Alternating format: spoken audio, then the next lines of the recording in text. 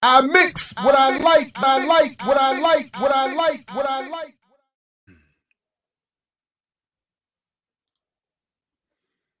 All right, what's up, world? Welcome to another edition of I Mix What I Like right here, Black Power Media. Getting started a little early this morning because got word that Sister Cheri Honkala uh, uh, was available and needed to come on to talk about the work going on with the Poor People's Army and beyond. So I wanted to fit her, and I think Shamako Noble is going to join us as well this morning to talk about that work. And then at 8 o'clock, we have my comrades joining, Nkechi Taifa coming, a full-blown conversation, extended conversation about reparations. And at some point, I have to work in a quick shout out and show of appreciation to Roland Martin for putting me on and reminding me and showing me a new way of looking at and a new place to find some early work on the origins of the myth and propaganda of Black buying power, with some help from Dr. Gerald Horne. So I can't wait to get into all of that. So at some point we're going to do that. But joining me this morning to talk about that work again with the Poor People's Army is someone we've had before joining us, and someone I'm happy to have join us as often as possible. And that is, of course, Cheri Honkala of the Poor People's Army. And I want to say, Cheri, off the top, I want to encourage people to support by getting the shirt that you have, that you're wearing. And I'm letting people know that what we're going to do, because I have a shirt for me coming. So this one here, what I'm going to try to do is a little promotional campaign. I will send this shirt for free. It's an extra large. I'll send it for free to the first subscribed commenter on this video once it crosses the 1% of our subscriber base viewership. That is 1,700 views, 500 likes. The first one to comment once we hit that threshold, who's a subscriber, can get this, is eligible and can get this free shirt. And if extra large isn't your size, I'll buy you one in your size at that point. Cheri, good morning. Thank you for joining us. Welcome to the program. Good morning. Those subscribers get busy and get in line, because these shirts are turning out to be the hot thing that's out here. So let's quickly. Oh, sorry. Yeah, sorry. Go ahead. Oh, I just appreciate you. I appreciate being here, being on your show this morning. No, it's a pleasure. So before we get into whatever brings you here specifically, I just want to remind people of the Poor People's Army. The link will be in the show description. Very quickly, we are a nonviolent army of poor and working people led by poor people, fighting for our survival by any means necessary. poorpeoplesarmy.com for more information. So Cheri, what specifically brings you here this morning? What's going on? What's the latest? Well, the latest is that we had a case in federal court. We're the only people in the country with, other organizations and that kind of stuff that were taking the United States government, housing and urban development, to court for a right to housing. And that was thrown out of federal court. It's not completely bad, because the judge that threw it out basically gave us a roadmap to go back into federal court. So we're going to be going back into federal court. We have, as you know, and as some of your listeners might know, we have over 50 families and properties here in Philadelphia. Nobody knows about it unless you're on this wonderful program.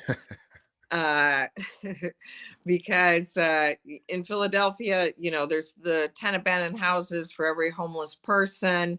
And we had guerrilla cartographers that basically mapped out most of the country.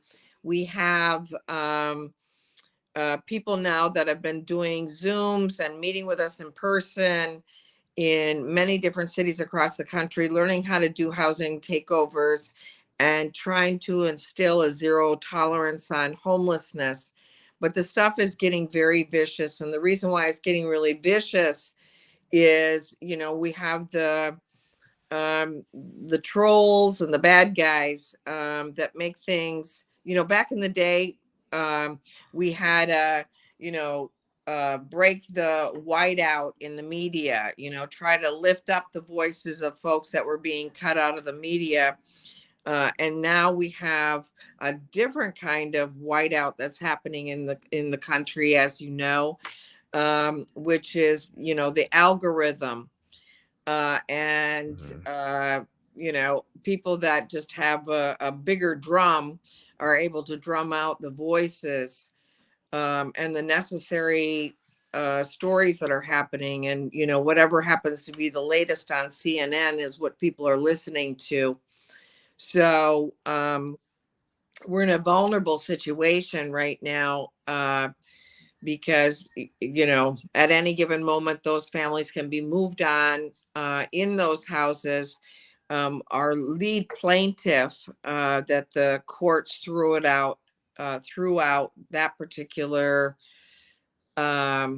case, is a grandmother who is living with her daughter and her grandchildren in a takeover house. They were put in there during the height of COVID, after their house had burned to the ground from a house fire. And the city of Philadelphia put them up in a hotel for about a week, and then kicked them to the curb. So that was like about 6 people that were living in that particular household. And so yesterday she was attending her mother's funeral, and now she's having to worry about the federal marshals coming in and kicking her out of that house. And so we think it's just really important that your listeners and folks around the country that are excited by, nicer weather and going outside and not dealing with the pandemic as much, that there's a lot of vulnerable families here in Philadelphia and in other parts of the country. And we just really need listeners to tune in, to be watching, our Facebook pages, and to be, watching our website. And the other thing that we're trying to do is lift up the drama that we're dealing with simultaneously, which is here in Kensington. We're like ground zero for the entire country in terms of people that have been lost due to the opiate crisis. So if anybody wants to Google, Kensington opiate crisis, or Kensington, and drugs or whatever, people can see firsthand just how devastating it is. I've had 7 recent deaths due to the opiate crisis. And, it's really important that people understand that it's not a symbolic thing that we call ourselves a poor people's army. Our kids and everybody around here are really dealing with post-traumatic stress disorder, and just really living under very difficult conditions right now. No, right on. I can only imagine. And just working backwards from what you were just saying there, I'm continuing to look at in my own separate work around, even what I mentioned at the top about buying power, this connection between the McKinsey and Company global marketing agency, in promoting the mythology of buying power, but also in promoting historically opioids, and working with Purdue Pharma in particular, in protecting and promoting their pushing of that of oxy on so many people. So yeah, a lot of people are victimized, in part encouraged by a psychological warfare campaign that then encourages a very physical struggle with the addiction. But one thing I wanted to just clarify with you, if I could, very quickly, when you said, I thought I heard you say there are 10 homes per homeless people available in the city or the state of Pennsylvania, or was that a nationwide figure? No, or did I mishear that? in the city of Philadelphia, there's 10 abandoned houses for every homeless person. So if we wanted to end homelessness, we could. And we've, thanks to the cartographers, Elsa Noterman, who is, now in the UK, and trying to lift up the reality that homelessness could be ended in the United States. That is just a question of greed. And this is, definitely not an issue of scarcity, that there's enough housing in every single city across the country. I don't have the numbers in front of me, but and what I can do, Jared, is I can, send it over to you, but it's definitely worth looking into in every single city across this country. There's more abandoned properties and, that have just been, are either, constantly in the business of being slated for demolition or being taken by developers and speculators. And the properties, 10% of all HUD properties are supposed to first go to the homeless. And that's also not happening in this country. They figure out a way to get it to private owners. And so, again, we just have to really educate ourselves and understand that this is not about like we need to, develop some more affordable housing kind of thing. We don't have the political will in this country. If we decided tomorrow we wanted to end homelessness, we could end homelessness. And just like they can build luxury units overnight, we could flip and, here in Philadelphia with just, $200-300 a property. That's what we've been doing, is making these properties livable. So just if I can just very quickly, guerrilla cartographers. I'm new to this work and this phrase, but it sounds dope. And at least part of what you're saying that they do is find the locations of abandoned homes in specific locations and identify them for people doing the work, such as yourself. And Yeah, then I'm assuming they have many other tasks as well. But that sounds pretty dope. these are amazing professors like yourself, that went into mapping and geography, and then approached us and said, is there anything that would be useful for your work? And so, about a year and a half ago, we said yes. We want you to take on this national group of cartographers. We want you to take on the challenge of mapping the properties across the country, because we had known for many years that there's more abandoned properties than there are homeless people, but we needed professionals to prove it for us. And so that's what these experts did. And they have put together a study that we can also make available. We can probably also make it available on our website. But we're telling folks that we're holding educationals every day, across this country. If people want to end homelessness, we're asking them to jump on board to become a part of the new Underground Railroad, that there's no reason for people to be dying out here. And, we could, be collectively taking back the housing for people across this country, and housing, men, women, and children again, if we wanted to. We don't have to go into the business of building tiny houses or setting up, nicer and sexier homeless encampments, all of those kinds of things. There's enough to go around. We just need to get organized. And if people need mental health or drug and alcohol services, excuse me, they should be made available while they're living in housing. Right on. All right. By the way, everybody, my math is wrong, but from the top of the show, 1% of 17,400 is 740.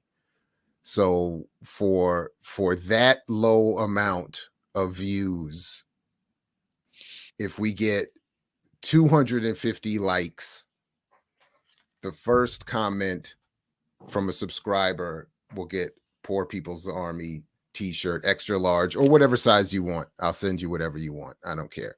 But so I'll reduce it. I'll keep the percentage the same. But it really should be 1,740 and 10% to get the views. But let's just keep it at 1%, like I said. Make it easier for somebody to get the shirt and help support this work. That Cheri and others at the Poor People's Army are doing. Cheri, like I said, forgive me for not having more in preparation, but is there anything else you wanted us to get to? I'm happy to rap about whatever. Yeah, I think it's really, there's a reason I wove in the opiate crisis besides just, going to 7 recent funerals. I got another one on Monday. And and one of those is my son's father, my son's Guillermo. Sorry to hear that. Yeah. I mean, they're just, the system makes it difficult for people to live out here. And then when he was a person that he had AIDS, and you would think at the height of everybody talking about the pandemic and all of this. And by the way, I mean, those 7 funerals that I talked about, those were not from COVID. And actually, most of the people has been other issues. So it's really interesting. And I had to weave in this issue of the opiate crisis because like my son Guillermo's father, he struggled with getting the necessary services, not just for his AIDS, but being chronically homeless for so many years, because he was trying very desperately to stay clean. And, they were warehousing him like other many millions of men of color. One, they generally don't have access to any kind of shelter. And if they do, the shelters are generally similar to the prison conditions, where they have to sleep single file in a shelter during the height of COVID, regardless of your serious chronic medical issues. And if you're trying to stay clean, many of our shelters in this country are infested with drugs. And so, many of them, don't have a chance. And I would love to see someday an audit happen, particularly, all the money that's actually not all the money, but the little bit of that's being won from these lawsuits in regards to big pharma. They're not making it to the families. Here in Kensington, even though we're like ground zero for the entire country with the opiate crisis, and kids are losing 1 or 2 parents, there's not even one free music program, not one free basketball, any kind of sports program. So that should really call into question how serious the problem is. I traveled to Africa and participated in the World Court of Women's court, where large numbers of people had 1 or 2 parents that were dying of AIDS. And they had a gajillion different programs. They had summer camps for kids. They had different cultural programs, that kind of stuff. And here in Kensington and in this wealthy country, there is nothing. So, we have to really ask, where is all this drug money going under this, drug crisis that's happening? We know that it started with crack cocaine and just the destruction of predominantly African-American families' lives and in the absolute incarceration. And then the opiate crisis is turning out to be now more of a multiracial equality of misery, where people are just not needed anymore. And so in this neighborhood, it's looking like straight genocide, no matter who you are. All right. So in just the last few minutes that we have, one of the calls, of course, the simple call selfishly through our channel is help this video, once it gets put out there separately from the stream, get to 740 views, which is really pretty low, but 740 views, 250 likes. I'll send you this free Poor People's Army t-shirt as a small show of support and solidarity. We, of course, putting the link to the website at poorpeoplesarmy.com in the show description, where you can find out more about the Poor People's Army and ways to support. Is there anything else in particular you would like to point people to in terms of behavior or ways to learn or whatever? Yes, going we have Zoom educationals on Monday nights. People are more than welcome to sign up and learn more about the Poor People's Army and get involved. If you're an artist, in September, we have a National People's Fest. We're trying to get people to align with a movement that's independent of corporations and banks.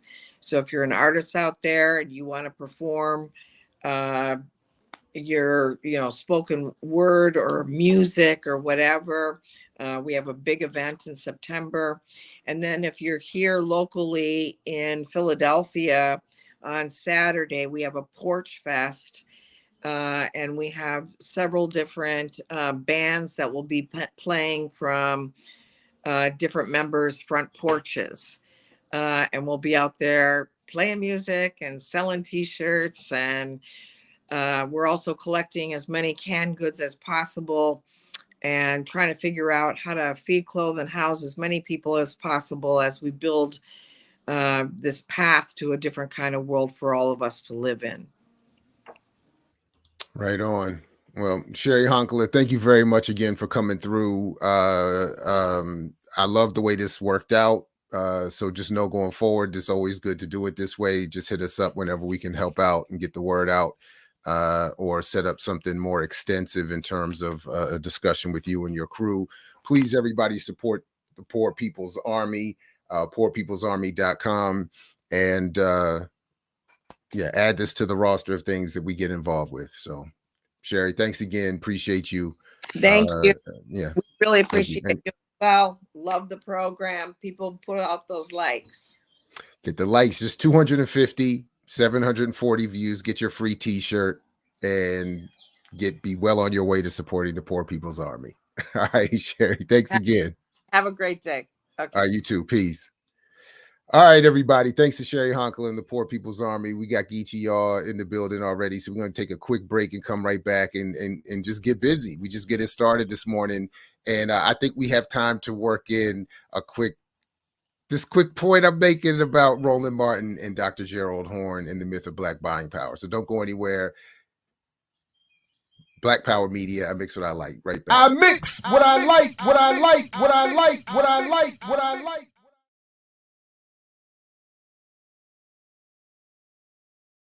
Yo, what's up, Geechee y'all? Good morning. Greetings to you.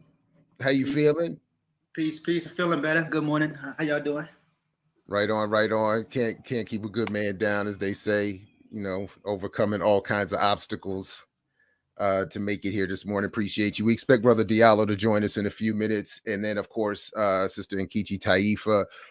So definitely everybody out there already joining us here. Please do like, share, subscribe. put the stream in the social medias and invite others to get a little bit of this boom bap breakfast and along with you, not be stingy. So listen, if I I want to work something in real quick before we get started on this, because I just came across this late last night, early this morning.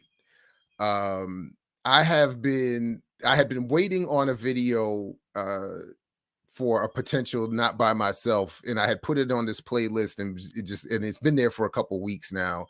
And I didn't do anything with it, but in just coming back to it, for a number of different reasons, I was put onto something that I had missed, honestly, in my first go around writing The Myth and Propaganda of Black Buying Power and doing the work around it for a long time, even though I had once upon a time read the work in question. So this was very helpful to me. So I just want to play this clip from a Roland Martin episode back on March 9th. And so y'all might be asking, the broader point of the episode was something I wanted us to talk about, because the whole point of this episode is really to do what the myth of Black buying power does most often, which is to make the claim around buying power that Black people have as a means and mechanism and method of attracting ad revenue from the corporate world. And a lot of times what happens is people like Roland in the Black commercial press will create these pitches that are not to say inaccurate, but framed in a way that presents them as doing something for the Black community, for the Black collective. But it is at least as much a way to show largely white advertisers that their money will be well spent on an audience delivered to them. So in this piece, what Roland is talking about is are ways certain figures in the Black public sphere, so to speak, don't support Black commercial presses like Roland's from getting ad revenue. All right, and that's something I'll come back to separately another time for continued more discussion, because there's a lot more to be said about that, and I've said plenty, but there's more to be said. But this particular piece, and I'll play it now. Wait. Did you mention Gerald? You mentioned Gerald Horne. He's not going to be on here, right? Please. No. Well, he is, but not in the way you'll see. You'll see. All will be made clear in just a second. So I said what I said as part of as a tease, pun intended. But this is you'll see. Check this out. Asking, okay, Roland, why is this important? I brought 2 books, y'all. 2 books. Switch right here to camera 7. This book right here by Gerald Horne. So first of all, I gotta say, let me back that up again. This is one reason why I had to go in the career path I went in, because I get in trouble. I can't stand when people do the snapping of the fingers to make somebody do something. Hold on, my bad. Which is what we presented. So y'all might be asking, okay, Roland, why is this important? I brought 2 books, y'all. 2 books. Switch right here to camera 7. This book right here by Gerald Horne. Okay, it's called The Rise and Fall of the Associated Negro Press, Claude Barnett's Pan-African News, and the Jim Crow Paradox. It is by Gerald Horne. Y'all can tell I've been reading this book, how beat up it is. I got a clean copy somewhere, but this is the one that I actually read. Now, when you read this particular book here, folks, if you read this book, what you'll discover is that when you're reading this book, how there were African Americans who traveled all across the world, many of them writing for free for Claude Barnett. They would send their dispatches back. They would send their reports back. And so what he would do is they would actually put together a compilation of clips and then send that packet to newspapers all across the country. There were a lot of mainstream papers that were interested in their coverage, because he also was tapping into Black entertainers who were traveling across the globe and who were then sending back reports. So when you had World War II going on, the Korean War, you had Black people who were there, who were covering those very issues, who would then send the information back to the Black newspapers. Here's his next book. It's by All right, so I'm going to stop it there because I want to honor our guests' time, and I'll come back to this at another time. But I just wanted to show that clip just to set up very quickly the point I'm getting at. What Roland Martin is doing is using the work of Gerald Horne. And again, my point is this isn't even a diss. This is really part of my structural analysis of why I think or how I think the myth promulgates. Roland Martin is using Gerald Horne's book to talk about the importance of having a Black press with the reach enough to send Black correspondents around the world to cover events for Black audiences from a firsthand, getting that raw information. And that to do that is ultimately Martin's point. You have to have revenue. You have to have ad revenue. And even that's why he mentioned the importance of Claude Barnett's work, even in mainstream presses, where Barnett would earn and raise money for his work for the Associated Negro Press and be able to send Black correspondents all over to cover the world events for the Black press. All right. And then as the ANP, as a sort of Black wire service, he took in subscriber revenue from those in the Black press to help fund that operation as well. So on the one hand, that's a legit need and a valuable enterprise. But where the contradiction comes in, and this is where I'll get to, and then I'll just leave it here for now, and we'll come back to it another time, is that if you read Horne's work, as I have gone back to do with sort of new eyes or different eyes, one of the things that you read about is he has a chapter titled the exact title of the chapter is, oh, look at that. Hold on, now I gotta come over here to pull it up. The exact title of the chapter is Negroes as Anti-Communist Propagandists. And where he investigates this question of Barnett and other Black members of the commercial press having to sort of go along with the post-Second World War tides of supporting anti-communist politics and more conservative right-wing politics, including Black conservatives who attack radicals like Paul Robeson and others in order to stay afloat and to survive. Then you come to this, and this is the highlight for me and why I'm appreciative of Roland Martin for bringing this back up and making me look back at it again, and for Gerald Horne for doing this work.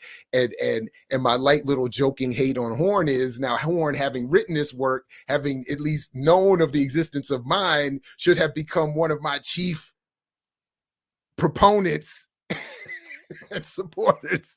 And anyway, but this is the point that Horne discusses that I'm going to definitely come back to with greater emphasis. In the short term, this trend paradoxically seemed to open. So he's talking about the value of an end, sort of the contradictions that occurred as Jim Crow came to an end, as segregation fell apart. It did some things that hurt the ANP as a collective and Black communities collectively, but did things in terms of integration of that helped individuals like Barnett and others. So then, as you see here, Barnett developed in early distribution and promulgation and propagation of the myth of Black buying power, to, as it says here, had a hand in a report that pointed to the American Negro market as being a veritable nation within a nation with rising income and purchasing power. The $10 billion market, the $10 billion market, it was noted rhapsodically, was bound to increase when Jackie Robinson came to the Dodgers.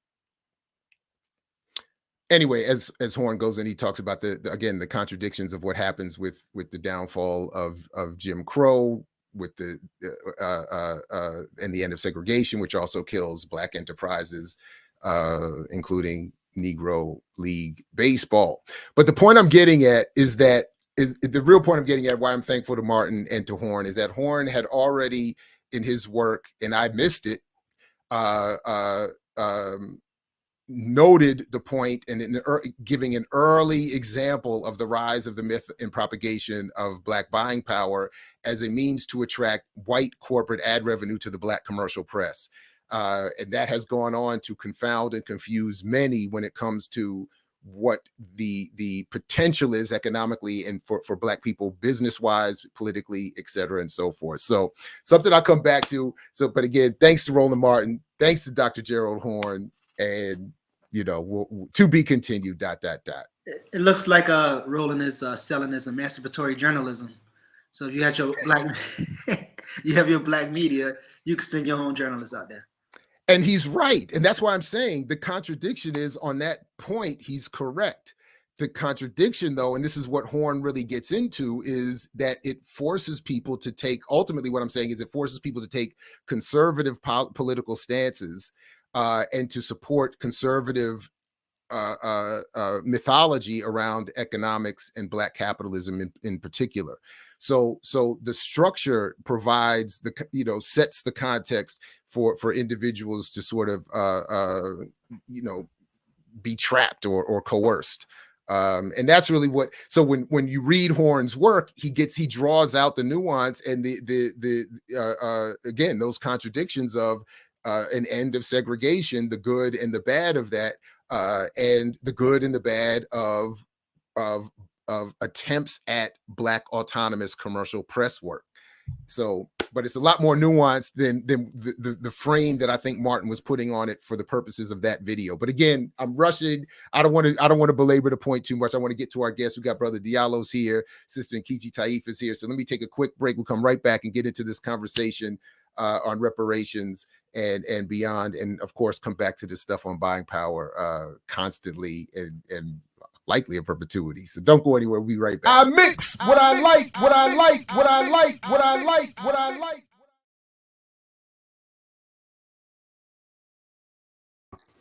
Yes, indeed. Welcome back, everybody, to Black Power Media, to I Mix What I Like right here. Again, I'm Gerald Ball, happy to be your host. Brother Diallo, it's good to see you again. We're joined, of course, by Geechee as well.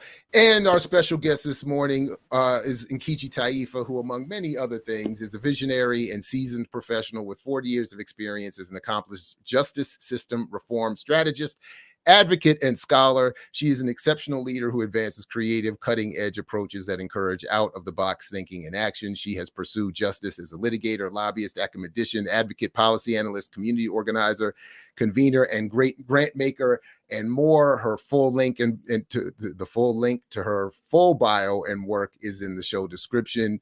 Sister Taifa, welcome. Good morning. Good to see you again. Totally glad to be with you. I am psyched up and I'm ready to roll.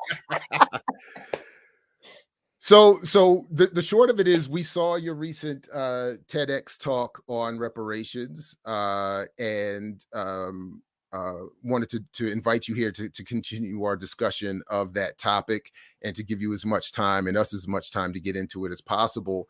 So first of all, congratulations on the talk. It was very well done. I know you had to cover a lot in a short period of time, which is not easy to do, including some of your own life story. So before we get into any of our questions or comments and discussion, could you sort of set the table for us in terms of outlining a little bit of what you said there, or what you would want us to know about both your life and approach to the topic, and how you see the issue and struggle around reparations today? Thank you so very much, my brother Gerald Ball. Well, let me just set the table this way, if I may. Not reflected in my talk, which was for a large generalized audience. I touched on it just a teeny bit, but I start off as a revolutionary. That's not in my bio. Okay, I didn't start off as a seasoned professional, justice system strategist, etc., etc., etc. I started off as a revolutionary, and I sat and I learned at the feet of other revolutionaries, names many of which have been swept under the rug and have essentially been erased from history. Now, people are beginning to bring up a sanitized Queen Mother Moore, but I sat at her feet, and let me tell you, she was not sanitized. We're talking about someone who was at the forefront at just about every single reparations movement from the Garvey era all the way up through her death. I sat at the feet of Brother President Dr. Imari Abubakari Obadeli. Most folk don't know anything about him whatsoever, but actually the roots of the modern era reparations movement leads back to the revolutionaries at the feet of Chokwe Lumumba. I mean, most folk don't know, and no, I did not mention it in my TED talk, but back in 1987, there was this little book here. I don't know if we can see it on the screen, called Reparations. Yes, the legal and political reasons why new Africans, Black people in the United States, should be paid now for the enslavement of our ancestors and for war against us after slavery. This was 1987, co-authored by Chokwe Lumumba, Imari Abubakari Obadeli, and little old me, Nkechi Taifa. This predated Nkoba. This predated, excuse me, it even predated the birth of many people out there on the internet right now talking about reparations, et cetera, et cetera, et cetera. But you don't hear anything about texts like this.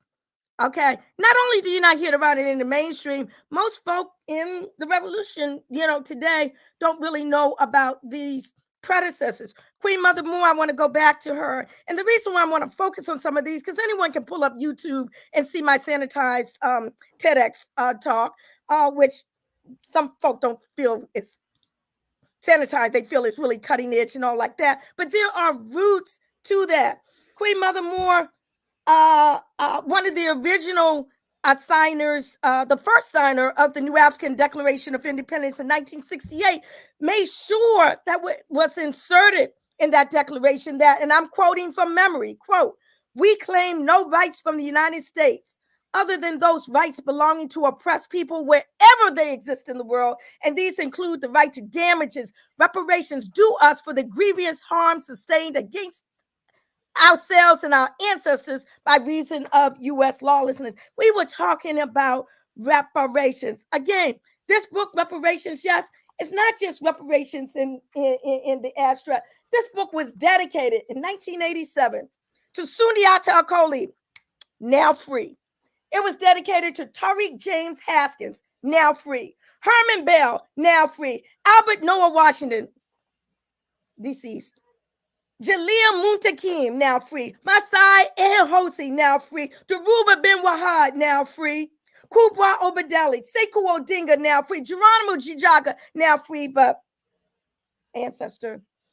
Rico Forbes, Ramona Africa, now free. Mutulu Shakur.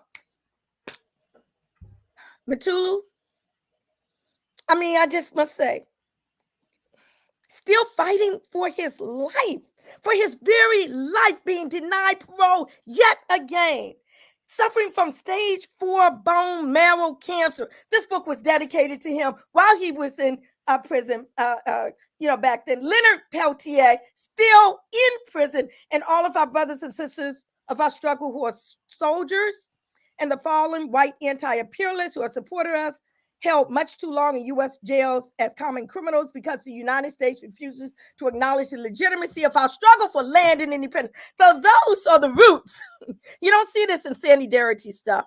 I mean, you know what I'm saying? You don't see it in the stuff with people who are propped up by mainstream media, but the roots of what we see today, what we see spreading all across the country, what we see in California, just issued yesterday, in terms of the interim report of the California Reparations Task Force, they don't know or don't wish to highlight these roots of the current day reparations movement.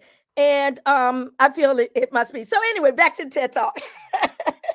Let me just say, can I just say something real quick? And I like to, when I think of it, I like to frame it this way, that I'm really happy you brought up the political prisoner work that you've been involved with for a long time. And that I like to say, I like to think of it this way. The one time I've been invited to your house, you had Sekou Odinga in the basement. Well, actually, before Sekou, when Daruba came out, he came to the house. When Geronimo Jijaga came out, we had a big celebration for him. When Daruba, we said Daruba came out, and also when Sekou Sekou came out, we had a celebration at my house. So I don't know what you mean by the one time. You always invited to my house. No, that was the only one I was at. That's more of a statement about me, not you. But I just like to say that the point is, I just like to say it that way. The one time I was over there, you had a political prisoner hanging out in the basement. I was, it's like you had a superhero in the basement. So I, definitely all respect to that. Anyway, yeah. Go ahead. I interrupted you. You were going to talk about the TED Talk. Okay, so it's dealing with the issue of reparations. It's called Reparations, an Issue Whose Time Has Come. And I do sprinkle it a teeny weeny bit with my personal story. I started out when I'm 16 years old selling Black Panther paper newspapers on the streets of Washington. And the first time I'm really seeing about reparations, looking at their 10-point program, point number 3, I'm getting it mixed up with the new African Declaration of Independence right now. Point number 3, Black Panther. We believe that this racist government has robbed us, and now we are demanding the overdue debt of 40 acres and 2 mules. Not sure where they got the 2 from. 40 acres and 2 mules. Because if you want 5, you got to ask for 10. That's what I was doing. Promised 100 years ago for slave labor and mass murder of Black people. We will accept the payment in currency, which will be distributed to our many communities. I'm looking at this. I said, dang, wow. Sounded good to me. So I was talking about reparations and all like that. And people looking at me side-eyed and, saying, Nkechi, you want militant self and, all that kind of stuff. But I kept it up.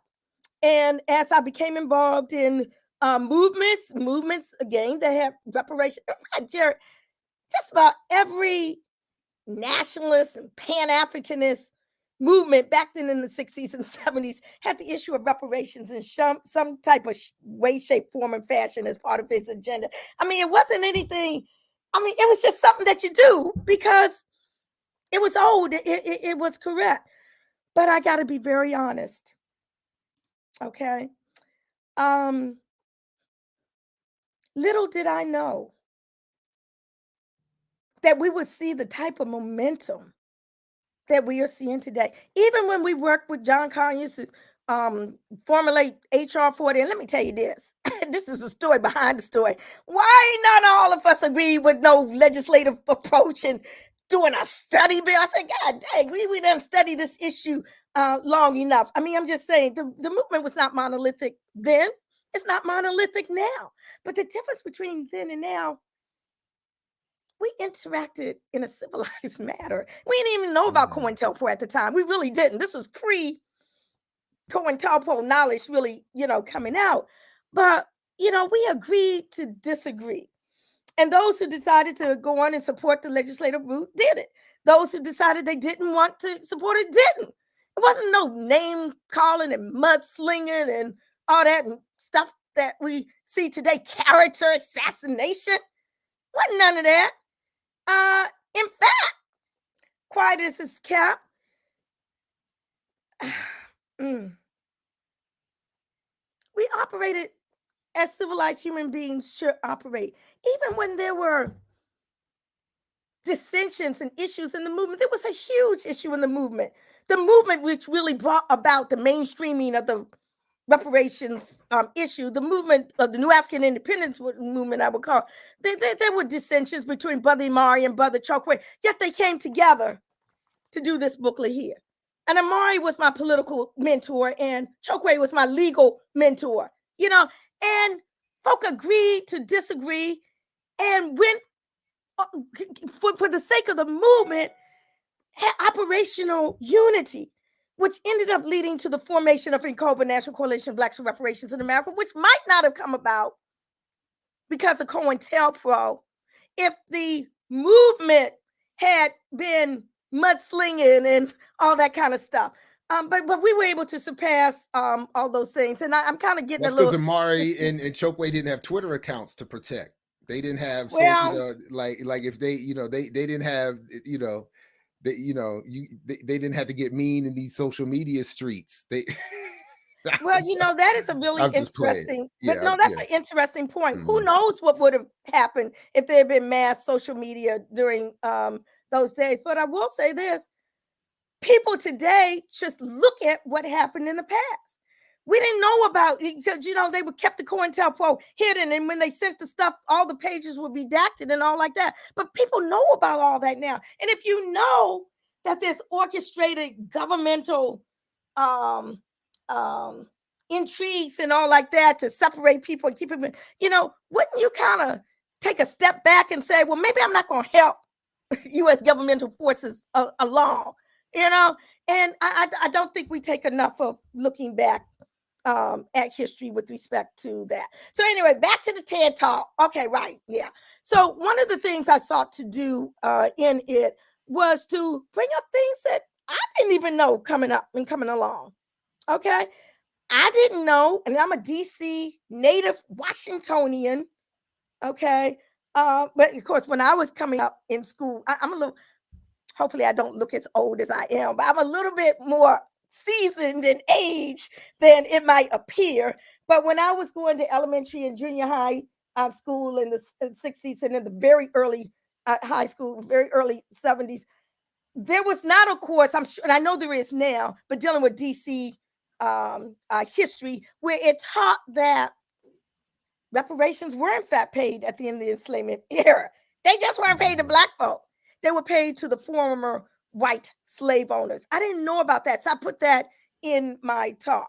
I'm a history major in college, Howard University. Okay, as a history major, I'm not saying I wasn't taught or whatever, but I wasn't. But I did not know. We'll just say that I did not learn until much later. And most of the stuff I've learned about anything dealing with our history, I learned on my own through all of my massive book collections and all like that.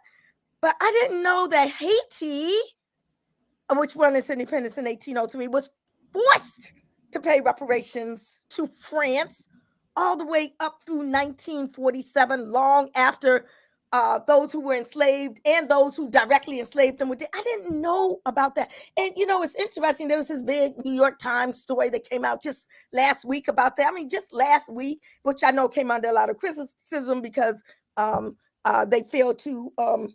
again, acknowledge people whose names are swept under the rug, who really doing the work and all like that. But it's like, these are some of the things I sought to highlight. I also didn't know, Brother Jared Ball, that Britain, when it abolished slavery back in I forgot when it was. Now, it's in my TED Talk, it could have been 1833. Was it that? 30 Whatever. something, I thought, but yeah, I don't know. Yeah, something like I gotta look back on that. But again, pay reparation. Ain't paying to Black folk. Again, paid it to white folks. And those payments were still going on. We ain't talking about no ancient history. Those payments still went on through 2015. Paying white folks, paying the descendants of the white terrorists, genocidal slave owners, the descendants. Yeah, I also didn't know, and I didn't find out that this through, I forgot which one of the comedians, Reginald, I forgot which comedian or whatever, but I didn't know that in the late 1800s, the descendants of 11 Italian lynching victims in New Orleans, I didn't know Italians were lynched, but there were 11 Italian lynching victims in New Orleans. Their descendants were paid reparations by the United States government. I'm thinking, how many of us been lynched?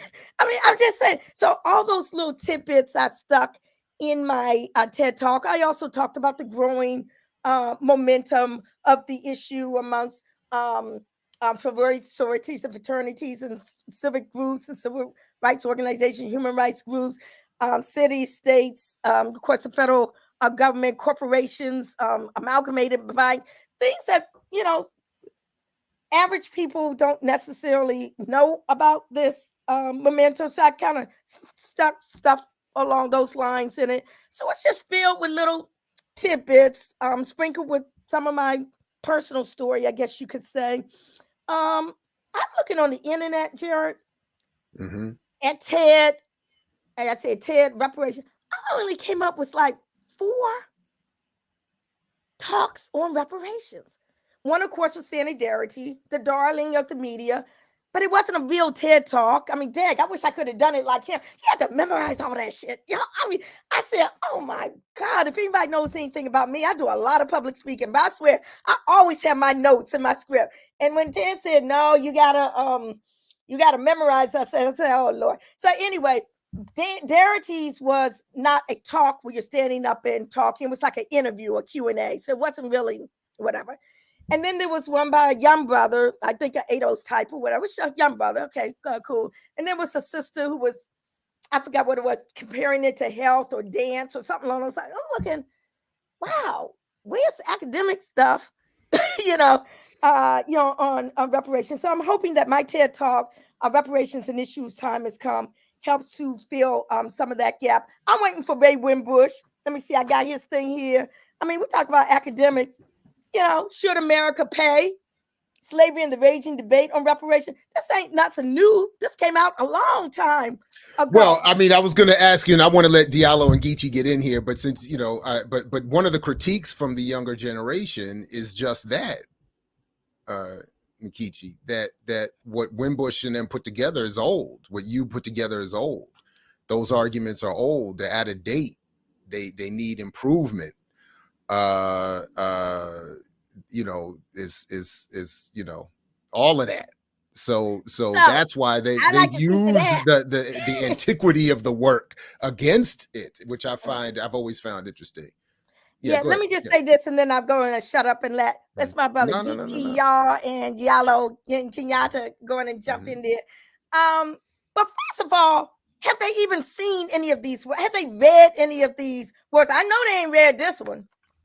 Okay. I mean, I'm just saying, we all stand on the shoulders of those who came before us. Have they read Randall Robinson's The Debt, What Blacks Owe to each other? This one was The Reckoning. I'm sorry. This one was The Debt. I mean, I'm just saying, you can't criticize and tear stuff apart if you don't know what it is and what's in it. We all stand on the shoulders of those who came before us. And if you're going to continually denigrate what came before, what's going to happen when you're 20 years down the line? Okay, then people are going to forget about everything you did, or what? I mean, I'm just saying. So I think that's a marketing campaign can't think that far ahead. They're thinking about the immediate moment. They're trying to win now. They're not thinking about then or in the future. But Diallo, Geechee, anybody want to jump in, raise any questions, comments? Well, I'm just going to have to confess I'm one of the mudslingers and infighters as far as the reparation movements go, because, and one of the reasons, I name call and I be in Twitter and calling people out and pointing fingers and naming names, because I think there is a very real distinction between reparations and what I call prosperity politics. There's a faction of reparations that seek to embrace U.S. patriotism, U.S. imperialism, and capitalism. And their movement is nothing more than to give Black people the revenue, the capital, to fully engage with the U.S. economy as it exists, without any calls for true justice. And even to the point where they openly call for xenophobic policies against Africans of the other Africans of the diaspora of Latin America and the Caribbean, and Africans from the continent, separation, exclusion, and a strict policy enforced hierarchy that prioritizes Africans born in America against and above Africans from other parts of the globe. And, to me, that is not reparations, as I was taught by, Conrad, the late Dr. Conrad Warrill, and Bill Grace and National Black United Front. I think that has to be confronted. I don't even see a place for common ground. So maybe I'm wrong about that there can be common ground with literally Black capitalists and Black imperialists and Black patriots of the U.S. status quo. But when they claim they're fighting for reparations for Black people, I think they are harming and distorting the struggle as opposed to contributing to it. Well, brother, I think we're on the 100% same wavelength here. I agree with everything that you are saying, and there's a lot of confusion going on out there, and a lot of that confusion is emanating from exactly those issues that you are speaking of, and the people who are spouting those issues. So, and let me just say, I am speaking specifically about ADOS and Foundational Black America, FBA, ADOS, and people of that ilk specifically, who I think are trying to hijack the reparation struggle. I think though, if Nkechi, jump in, I'm not bad, but if there is a difference at all between the two of you, if at all, it would be around the issue of mudslinging, right, or name calling, right? Diallo maybe gets a little more, hands on, virtually hands on, and I don't know, whatever the phrase would be. So let me just say. But they do ask for it, though. I mean, in general, I'm with you, Nkechi. But they woo, they get grimy with it. Anyway, well, sorry. what the thing is that I'm on the internet, and people don't know who I am. They see my name, Nkechi Taifa, and they attack me solely because I thought I was from Nigeria. Because my first name is a Nigerian name, even though I don't pronounce it the way they pronounce it in Nigeria. That's another issue. But I was attacked viciously on the internet solely because of my name. And I will say, Brother Giallo, I chose not to respond because, that went on for about a month. If I had responded, it'd probably still be going on today, back and forth, back and forth, back and forth. So I salute you for standing up for the rights. My position is let my work speak for myself. Okay. And yeah. No, right on. Well, yeah, I've experienced the same thing being Diallo Kenyatta. I was born and raised in Kansas City, Missouri, and my ancestors came over like on the Mayflower damn near. We've been here for so goddamn long, but I do engage because I see that the what I call prosperity politics, which is basically, a bastard of prosperity gospel. It's very lucrative and attractive what they're selling to a lot of impoverished and struggling African people. There's this notion of a windfall that will enable us to fully. It's economic integration, essentially, fully become full-scale Americans and enjoy all the spoils of imperialism and all the spoils of America first nationalism. And so I think it has to be challenged directly and aggressively because it is a contamination or an infection, ideological infection. But I do respect, trying to stay above the fray. But yeah, I'm gonna go ahead and hold that. Yeah, I sling mud. I swing back. Yeah. And actually, I was really talking about the mudslinging coming the other way, not the righteous. Yeah. Yeah. And yeah, Geechee, go ahead. Yeah. I wanted to know if you are you familiar with the Jackson and Kush plan in Mississippi? I'm not familiar with what's going on now. But back in the day when Brother Amari was there and I was working very closely with Provisional Government of the Republic of New Africa, we helped to envision the whole Kush. This was long before Chokwe became mayor of Jackson, Mississippi. This is back when, everybody was all in the same fray. And we were talking about an independent Black nation state starting with the Kush district. Which was Jackson. So you can elucidate me with respect to what's going on today. I've kind of been not close to those issues for a while. No, I was just mainly curious, like kind of your overall thoughts about it. I know, like if you work with the father and then now the son, which many say is definitely not his father. Just was curious about your thoughts about it. Mm-hmm. Okay, so let me just say this. One of the things that's hardly never talked about when we deal with reparations, and it wasn't talked about in the California, which I will say that report, it was much more comprehensive than I thought it was going to be. In fact, I'm very impressed with it in light of all the craziness that had been going on. But one of the things that's really talked about is one of the tenets of reparations is the right to self-determination. The right for us to determine as a people what we want for our political destiny. After the end of the Civil War, when our human rights were recognized by this country, we had the right to a number of different options as to our political future as part of a reparatory justice framework. Those options were, number one, repatriation, to repatriate back to Africa, where we were snatched and kidnapped from, not to swim in the ocean naked, but with reparations.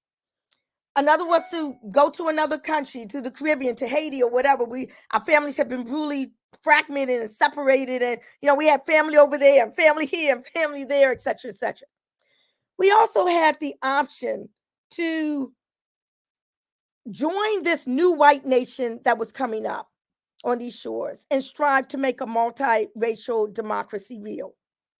But we also had the option to remain where we were and negotiate with the native peoples and establish an independent black nation state right here on this soil, as we found ourselves here in large numbers, not massively being able to return to where we came from, not even knowing where we came from or anything along those lines, built this land, et cetera, et cetera.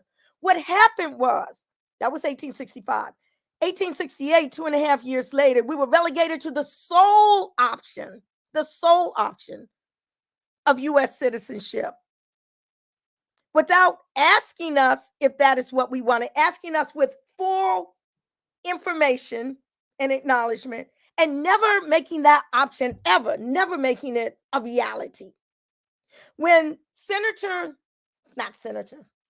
when General Sherman, William Sherman, sat down with those 20 plus black ministers in the South after Emancipation Proclamation, and asked, well, what do you all want? And what did they say? They said, we want land. And that's where those 40-acre plots came from in General Sherman's Special Field Order number 15 that made it into the Freedmen's Bureau, but was then slashed when Lincoln was assassinated by Andrew Johnson and never became a reality. But then Sherman said, okay, you want land.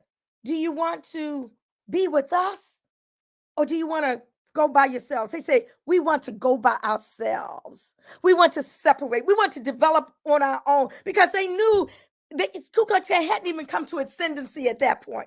But they knew, based on everything else, they didn't want to be inside that burning house, with the white folks and how we were treated. They wanted land and they wanted separation or independence. So we say we wanted that then. There is a certain segment of people who still want that today. But we say that there are these options, political options, that we as a people should decide. And those who want to repatriate, there's a lot of going back and forth. Ghana has talked about dual citizen, all like that. There people want to do that, and people who aren't doing that, they should receive, as part of a reparations settlement, reparations in order to seek to integrate as fully as they possibly can back into that African culture. There are those who might want to go somewhere else, the same thing. There are those who really do want to strive to make a multiracial democracy real. And as such, all of those policies, all these things that we've enacted, the vote, the this, the that, all of that stuff needs to be part of a reparatory justice package for those who want that route. But there are still those, Brother Geechee, y'all. There are still those who want that separate route. I was just reading in the paper, Tallahassee, Oklahoma, not Tallahassee, Tull, a jurisdiction that has less than 100 people, but it has a mayor, it has this and that and the other, all black. And they are part of this organization called MORE, Mayors, M-O-R-E. I forgot what it stands for. It's the Mayors for Reparations. Okay, group of a number of different mayors. And what they say is that we want to develop a black enclave. We want reparations to build and develop as a separate black entity. I said, okay, well, I wish Brother Murray was still here today, because but there are people who want to go that separate route. there should be reparations to allow that to happen. So these are things, Brother Gerald, that are really talked about when we talk about reparations. Saying, yeah, admittedly, I didn't put that in my TED talk because sometimes things are just kind of, I've been dismissed so much, just dismissed. Well, yeah, well, first of all, you got to remember the whole damn thing. I mean, that's hard enough. I mean, I feel like that's an impossible task if you have to memorize the talk to not only put all of this in it, but to remember to do it in that moment would be hard enough. Yeah, but I purposely kept certain things out. No, I know. I hear you. I hear you. I got you. Mainstream. No, I get it. So that's sort of where, so when you advocate for reparations, what is it that because with all of these possibilities, what is it that is being advocated? How is this, how do you see this happening? What is how do we, how do we get to a point that would satisfy you more or less, that doesn't allow for what I think Geechee and Diallo raise as legit concerns that I have, that some conservative element is going to take advantage of this for ignoble and conservative purposes or reactionary purposes? So everything has been moving at breakneck speed over the past 2 years, since the murder of George Floyd, who it's epitomized as the Emmett Till of this particular era. And prior to 2 years ago, I mean, my mantra, maybe it was an escapist one, but the mantra is, well, there's HR 40 and there's be a commission to study. And then when this expert commission comes, they'll look at all of these issues. What is it for me, Nkechi Taifa, to say what it should be? Let's let the commission. So that had been my mantra up until, and I must admit, I don't know if I should be saying this on your public radio or whatever message, but the movement that I came up with and all like that, we did kind of miss the ball. And I think that is how some of these, by miss the ball, I mean, we should have been more concrete. One of the reasons why, as I was coming through the decades, we were not, is because we were purposely trying to mainstream the movement. We purposely downplayed nationalist, pan-Africanist politics to seek to appeal to a large, massive numbers of Black people. We weren't even talking about white people, just Black people, at the time, just to not be afraid to even utter the word reparations. And I don't think we gave as much time and attention and strategy and analysis to exactly what we feel it would look like. Because again, prior to a couple of years ago, it was just part of what I talk about, all the time. I honestly, what I'm seeing over the past 2 years with 2020 candidates vying for the Democratic nomination, with the city of Evanston, Illinois, doing what it's doing, regardless of what criticism you might have, or that's not reparable, or whatever. The city of Chicago calling their police torture amends, reparations. I mean, it's like the state of California issuing a task force pattern off of HR 40, holding historic hearings. Ben and Jerry's ice cream, I keep talking about, issuing a challenge to other corporations to support reparations. Little did I know that we would be at that point where now it is passé to say, well, let's just let a commission decide. We need to be at the brainstorming table, and that's what some other entities have been doing over the past 2 years. They've been strategizing and they've been brainstorming, and we have not. I'm just putting it out there. And I think it's time that we really begin to do so. Everyone might not have the vision. I'm not quite sure, even if I still have the vision that I had as sitting at the feet of Brother Murray and Queen Mother Moore and Chokwe and Combat, and all the folk in terms of my independence, Black independence politics. But it is still a legitimate thing. One thing that I always say, and let me just pull this down so you can see reparations, political prisoner abolition. I have another one that says political prisoners. I thought this was the one.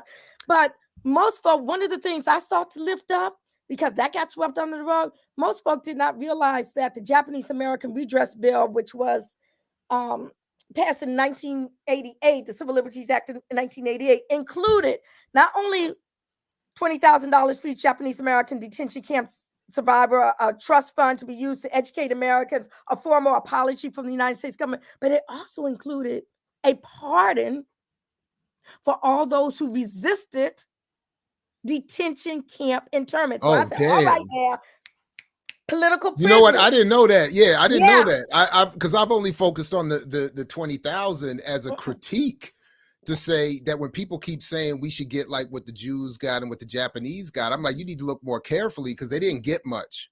So let's not hold that as a standard. But I didn't know about that it one. included a pardon for all of those who resisted detention camp internment. So I talk about a pardon for those COINTELPRO era political prisoners and prisoners of war, not just for those who were in prisons, those who were in exile, Sada Shakur, what's my brother's name?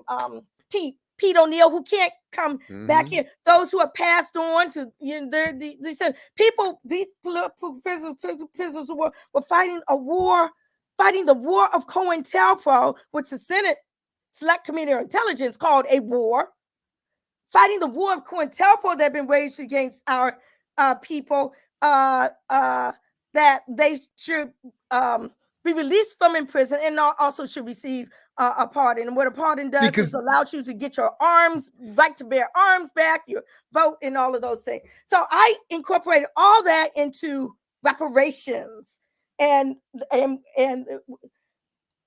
which is why, and this came under criticism too, but back in the day, we would talk about as a first, with the Republican New African Independence Movement, we were talking about as a first down payment on reparations, release of our political prisoners and prisoners of war.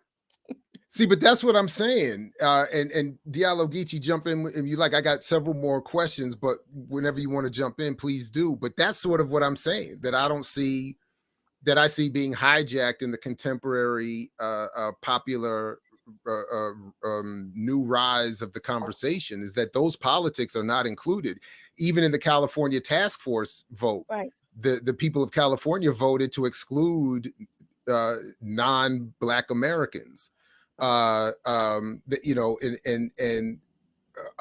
I get the historical differences, but I think politically, tactically, that moves to the exclusion of even where you started in self-defining as New Africans. So they don't want any connection to New Africans. They don't want to be seen as New Africans. They want the Diallo, what he's talking about, the flag waving, we want to, patriotic. We don't want to be connected with those wild lunatic radicals type stuff. And they would definitely not include a pardon for political prisoners. So I just think that's anyway. Any fellas, anybody got something they want to jump in with? So I know you mentioned that you started off revolutionary, and I'm curious. Oh, I'm still revolutionary. I just okay. Gay ladies on different occasions. I just wanted to go on. Hey, I just wanted to check. All right, but so in terms of like, I know Diallo talked about this concept of like, okay, we still under capitalism. Not much is going to be done. Like, how has it been for you to be very clear on your economic like layout of what you think, whether it's communist, socialist, or capitalist? Like, do you feel like you've had to like censor who and what you are, what you believe, like economically, in any way? Well, my politics are probably not as advanced as you all's are. Okay, I used to talk about New African Ujamaa, which is the concept of socialism from Tanzania, et cetera, et cetera.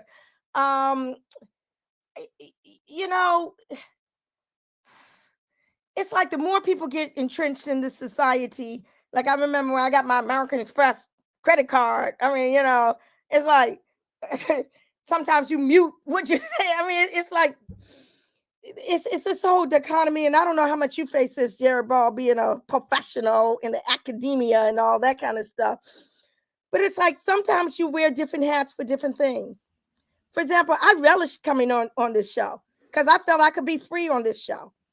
I'm not necessarily free when I'm on CNN or ABC or news or even Black News Channel. I mean, And you're not really bringing your full self to the table because you're immediately dismissed. In fact, the reason I decided to go to law school is because I wanted some of the things that I was talking about, reparations and political prisoners and things along those lines, to begin to be taken seriously and not just totally going off the cuff. And the strategy is working, or it has worked. I did a whole paper, a whole law review article on the issue of genocide. Okay, that was published in the American Constitution Society a journal, but it's all the stuff I was talking about back in the 70s and stuff like that.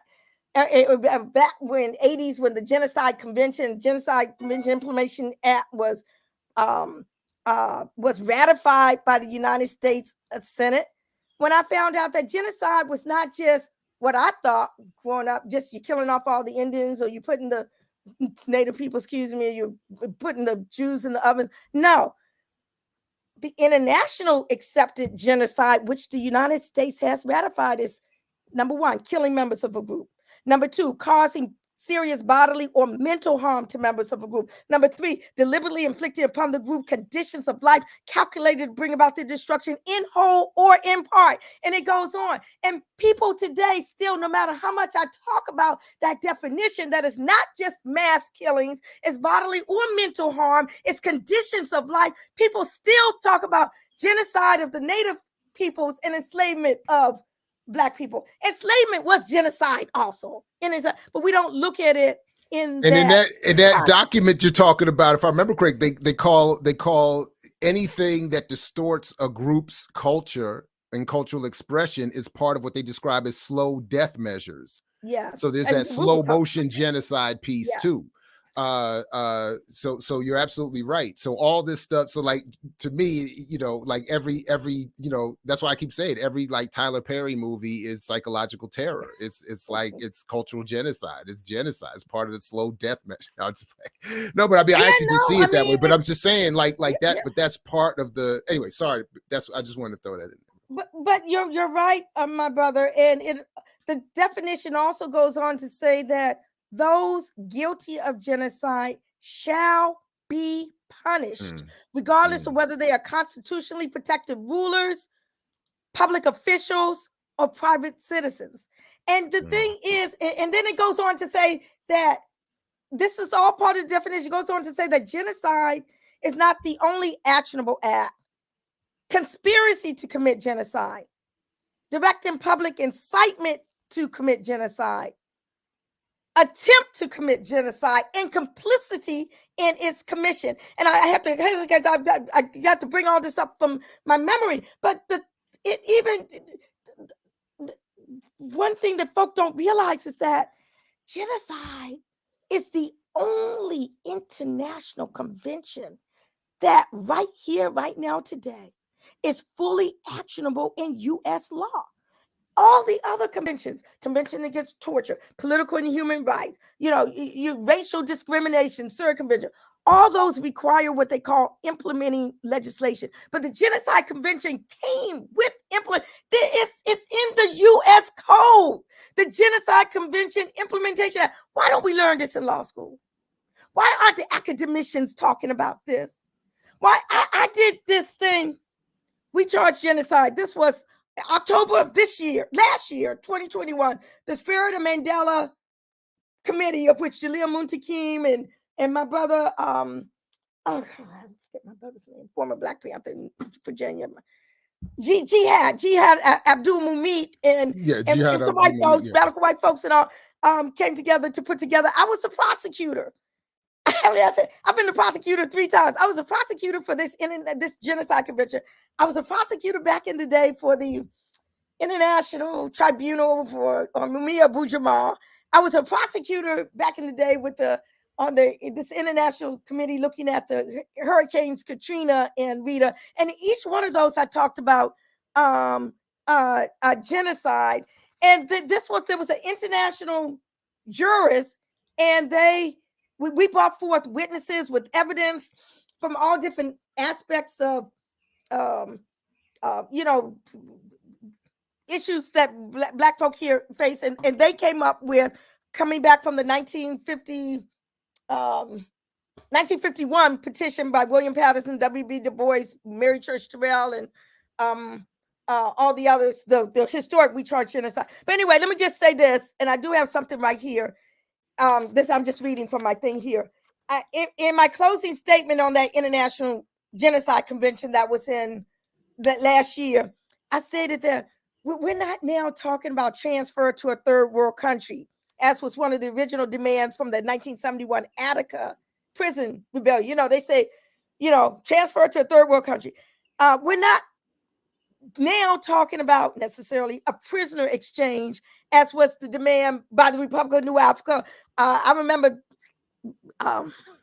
Buddy Ma in prison. He got me in the post office in the middle of the night, it seems, writing letters to Ahmed Salim of the Tanzania, who was head of the UN Special Committee of 24 on decolonization back in the 70s, and sending stuff to Fidel Castro and all like that, talking about what we talk, a prisoner exchange. It's, you know what I mean? I said the demand today is for those pardons. It's for clemency for our political prisoners and our prisoners of war, again, as part of a legitimate reparations claim, as one of the negotiated items, action items for a reparations claim. So I say all that to say there's a whole lot that is involved in this issue of reparations. There is, and I do sit on the National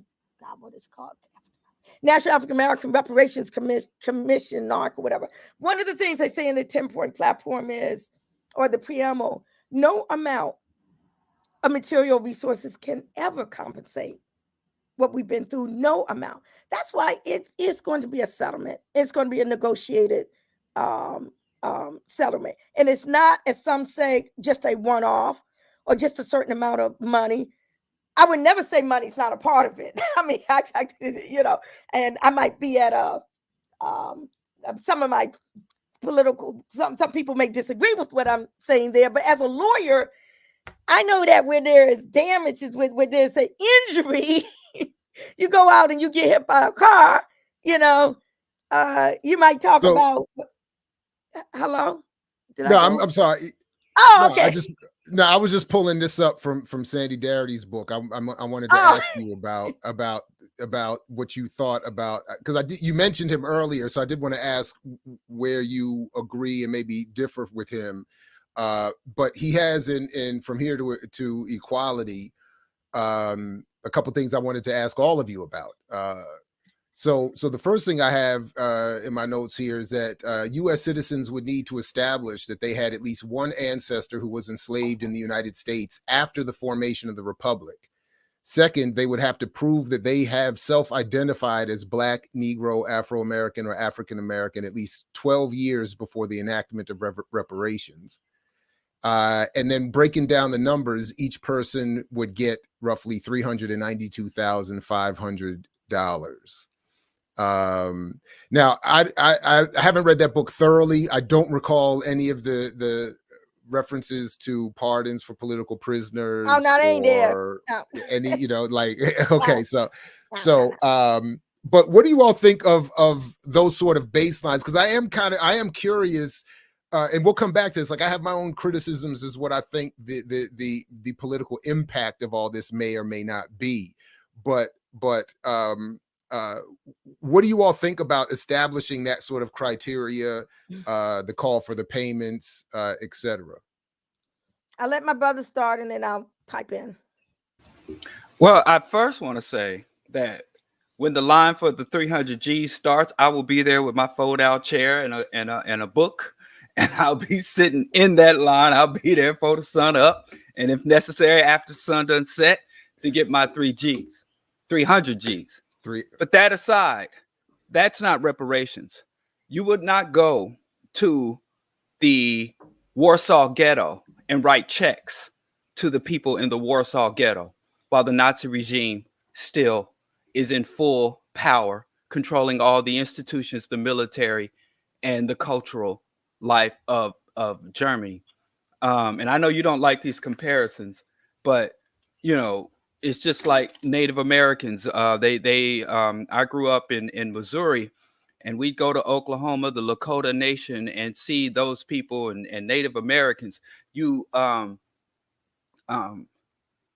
can't liberate. You can't pull out a knife, stick a knife in 6 inches, pull it out 3. So I think the monetary element, like I said, I'd be the first one there, elbowing my way to the front of the line. But I hesitate to call such actions reparations, because when you look up the definition of reparation, it basically says you have to work to restore people to the condition prior to the atrocity, or get them as close back to so a lot of what we call reparations is actually bribery or even extortion. And in terms of like when the slave masters or the Europeans got reparations for the loss of their slaves, and that's a bribe. Whereas to me, I think reparations has to have a component as that's being lost of anti-imperialism, anti-capitalism, of deconstruction of the U.S. military, global empire, and so many other elements that I think that would, if Black people were essentially just given a windfall of a fiat, would leave us still just as vulnerable. Because, as Dale Jones said, we were always wealthier than the people who enslaved us. Or as Dr. Clark would always say, wealthy nations don't invade poor nations. Colonization was all about infiltrating the land of wealthy people. We were richer than the people who enslaved us. So if just having monetary or material wealth alone was enough to secure us, we would have never been enslaved. So I think but I will again say, don't come play this back to me when we in line for the 300 G's, because I ain't trying to hear it, because I'll be in that line. But I would hesitate to call it reparations. It is wholly, as the sister alluded to, wholly inadequate in terms of what we've been subjected to and what we're truly due. Yeah, I agree 100% with that. We will be signing a paper that says after you receive this cash, you can't grieve or sue or do anything else anymore. Like they'll pretty much say, take this and run. You can't complain. You can't protest. Nah. You can't even do the Rooney Rule in the NFL anymore. And I think that would speak to, I say all the time, Black people got all of the liability and none of the benefit of a Black president. And we always talk about Obama's election inspiring Black people. Obama's true inspiration was to the white right wing that experienced a renaissance of overt racism and political organization and power and status and legitimacy. If you start to engage with the majority population in the United States, whenever they do surveys, most of them are under the impression that African people owe a debt to America. They actually have it reversed, that Black people, as a reward for being brought out of Africa and being allowed to come to the greatest nation in the world. So Dr. Browby Wright said, we often don't even really think or prepare for the backlash. We're quick to celebrate victories, which I fully embrace celebrating victories. But, a lot of problems after reparations will still be here, number one. And most of those problems would intensify greatly. And so will we spend as right now, Black wealth will become a ransom for escaping the worst outcomes of being under white hegemony, which is what most Black people with means do. They use it as a ransom to pay off the system from subjecting them to the status that the vast majority of African people are subjected to. So, yeah. Hey, just want to let everybody know that they should join, like, share, subscribe, all that stuff. And I'm trying to pay some attention to the chat for comments or questions for our panel. So please do put them in there. And of course, super chats will be more easily found and highlighted and given preferential treatment. So don't hesitate to do that as well. But Gerald, what's that stat you had in your book about the white land ownership? Like how much % of the land was owned by white? I don't remember the details, but it's, I mean, it was something like 4 white men own more land than all of Black America. That was, I know, part of it. You know, so And yeah. and yesterday's price won't be today's price if we get reparation. That's yeah. Shout out to Fat Joe, but yesterday's price won't be tomorrow's price. That's right. And I think the very concept of land ownership is absurd.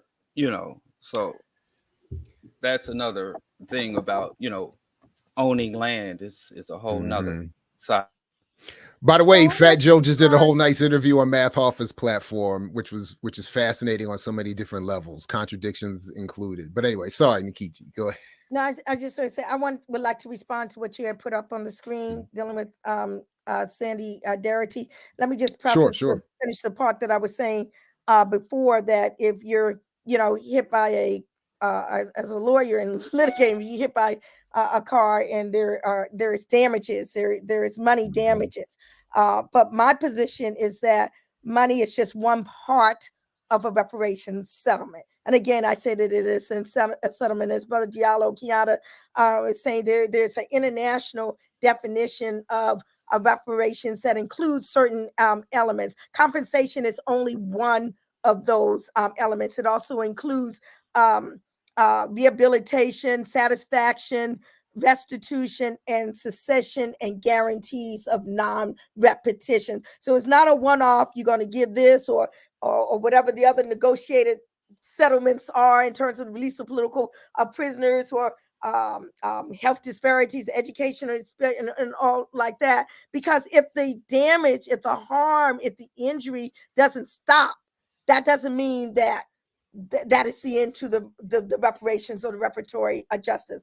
Going back to the other part of Professor Darity's analysis, of which I do not agree with at all, and precisely through no fault of our own, through the passage of time, it is near impossible, in my humble opinion, on a mass basis, to have the level of proof that they are requiring to be able to qualify for a reparations as part of as a reparations recipient. They talk about DNA. They talk about census. They talk about just again, just sorry to interrupt. Just to clarify from what they said here, just to repeat, just so everybody's clear. U.S. citizens would need to establish that they had at least one ancestor who was enslaved in the United States after the formation of the Republic. And second, they would have to prove that they have self-identified as Black, Negro, Afro-American, or African-American at least 12 years before the enactment of reparations. So sorry, I just wanted to. No, that's okay. I'm glad that you reiterated that for the listening audience. Many times after the enslavement period, people changed their names. They were escaping from the terrorism of the Klan, moving to other areas. They were not putting up on a sign, I am such and such, the descendant of such and such, and I lived on this plantation. Far from it. And even as we learned from Tulsa and many other people, weren't even talking about what those roots were. They were trying to get away from the terror and the mental, everything connected with that. That's number one. Number two, I don't want to put my faith, my trust in. Okay, so the Mormons kept good records. What the? I mean, I'm going to have my relegations and reparations rest on the colonizers' records. Then they say, well, there's notations in Bibles. I'm not even going to go there.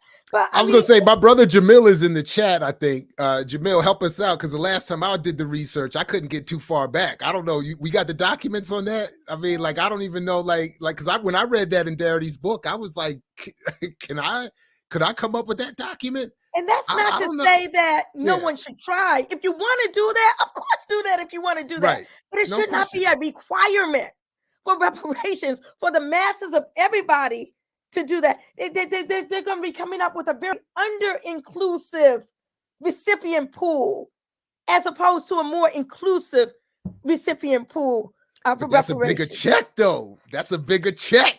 They might be, Oh my God. Well, then that smaller goes back to pool, that bigger capitalism check. thing. And as far as I'm concerned, the number that's only one part of a reparations. And I do want to say something to you, Brother Diallo. I do have a slight disagreement with what you had said. I totally, okay, don't take my law license. I'm not practicing law right now anyway, but I totally believe that there needs to be a change in system of the United States. We'll just put it like that. But I do not feel that we have to wait for that in order for a reparations settlement to be legitimate. So again, it is a settlement. It is just and it's ongoing, and the type of society that we hope to achieve, possibly if some folk do right with whatever reparation policies and practices and changes or cash or whatever is part of it. Our political prisoners are coming out and they help to brainstorm. We'll be able to achieve that type of society that many of us feel needs to be, that's non-capitalistic, non-imperialistic, and truly, encompasses, us all. So anyway, that's all. Yeah, I listen. Nothing I like better. I go on social media just to watch Black folks live good lives, and travel the world and experience and live full and dignified lives. So I am not trying to get in the way of any African people that are securing resources for themselves and their families, with one caveat, that they don't exploit or subvert the interests of African people to get those things. But I just I think we have to be diligent to make sure. We saw how many Black folks were pacified with a front bus seat and a vote during the civil rights movement. Black people like the struggle is over even before we got the check. So after the check, it would be frightening to allow this genocide. Oh, let me say, because I don't even think genocide is adequate in this era. This is an omnicidal system. The system that we're under is destroying the life-sustaining capacity of the earth, and the very complex life forms. Every ecosystem is being undermined, and a check, even an adequate check, even proper compensation, will never address that. So in my fantasies, the resources that come through, the monetary resources and the opportunities that would provide would empower us to better oppose the systems and institutions of white hegemony and capitalism. That's what, and if we don't do the ideological work to change the fundamental worldview and social theories of African people, a windfall of money could enhance and accelerate the collapse of the world's ecosystems. It could enhance and make us more active allies of the empire. There's a popular rapper by the name of Lil Nas X who was once said, I used to hate capitalism until I became a millionaire. And I just don't want that to happen more than it already is, because we got broke people who embrace capitalism. So I can't imagine what they do when they get a little money. So that's all. Let me take this opportunity just for a moment to go over what I consider definition of reparations for Black people in this country. And it's kind of welded from a number of different sources. So basically, my definition, what I say is that reparations are forms of redress provided to those who have suffered human rights abuses or other forms of widespread systemic injustices, or to their descendants, usually in the aftermath of war, enslavement, or other forms of gross injustice. In the context of Black people in the United States, the quest for reparations essentially constitutes four elements. Number one, the formal acknowledgement of historic wrong and a formal unfettered apology. And I say apology because unfettered apology because the Senate and House of Representatives both passed resolutions apologizing for slavery, but the Senate bill, so-called apologizing for slavery, had a proviso that said you can't use this apology to support any claim for reparations. So that was it, the formal acknowledgement and an unfettered apology. Number two, the recognition that the injury has continued from the enslavement era and still manifests today. Number three, the commitment to redress by culpable parties, including the federal government, which sanctioned the enslavement and subsequent segregation, and by state and local governments industries and corporate entities, academic and religious institutions, private estates, and other culpable parties which enjoyed unjust enrichment from the era. And number 4, the actual redress in whatever form or forms are agreed upon. And I say are agreed upon because it's not enough for the colonizer, the culpable party, to dictate what the terms of the reparation settlement would be. The injured parties, us, okay, need to be there fashioning what that settlement would look like. So, Gerald, I see you're back. So yeah, no, I appreciate it. I was listening the whole time, just had to step aside real quick, I'm over 50. I'll just leave it at that. So listen.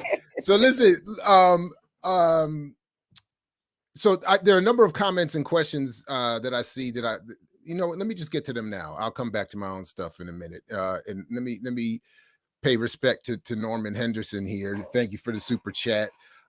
Is there a connection between the availability of a drug dealing culture and the denial of federal, state, and city jobs?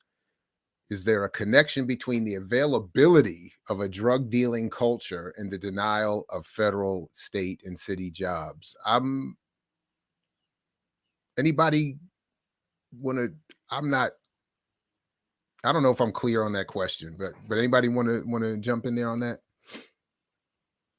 Diallo, you're muted if you're trying to get in. Yeah. Well, I think he's saying that basically that the drug, the multiple arrests and convictions for drugs makes you ineligible, or if you have a felony, or even for some jobs, less than a felony, it makes you ineligible for government jobs. And I don't know what a drug dealing culture is.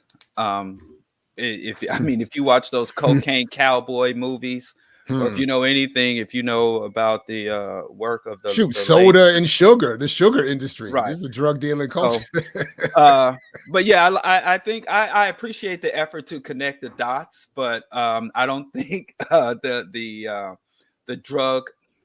I even hate saying like the drug epidemic, or I don't think the conspiracy was rooted in denying us federal jobs, because they were denying us jobs. But then again, the federal government and state government is the highest employer of lettered Black folks, of Black people with advanced degrees. The federal government is as Dr. Claude Anderson said, the federal government would always be there to rescue us.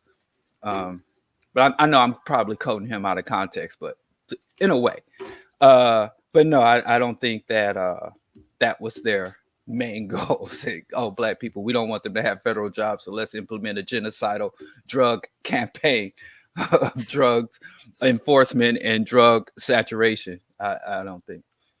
Well, let me just say this. I'm not dealing with the jobs and stuff part, but if y'all remember The Godfather back in the day, the movie, not the Black Godfather, the original movie. Fact and fiction sometimes kind of mesh, and popular Hollywood mirrors what's going on in real life. But he said something about dealing with the influx of heroin in the communities. Keep the heroin in the Black communities. Let them lose their souls with drugs. And then we look at the whole war on drugs and Nixon, and we find out much, much, much later that it was a concerted effort. They said that we knew was Nixon talking to Ehrlichman, saying we knew we could not be against Black people or the Vietnam War, but if we, take the drugs in there and then we arrest them on those issues, on drug issues, we could arrest their leaders, we could parade them before the evening news. And then he said, did we know we were lying about the drugs? He said, yes, we know we did. So they used drugs as a pretext to arrest us and to throw us in jail. And all of this is what led to what we're still trying to get out from under now, this whole culture of mass incarceration, of which one of the tenets of our claims reparatory justice is the end to mass incarceration. And the thing about that is Black folks, because I remember when I was doing advocacy, for people struggling with addiction. I used to hear a lot of established Black folks talk about, they don't force us to take it. Oh, ain't nobody forcing you to put that pipe in your mouth.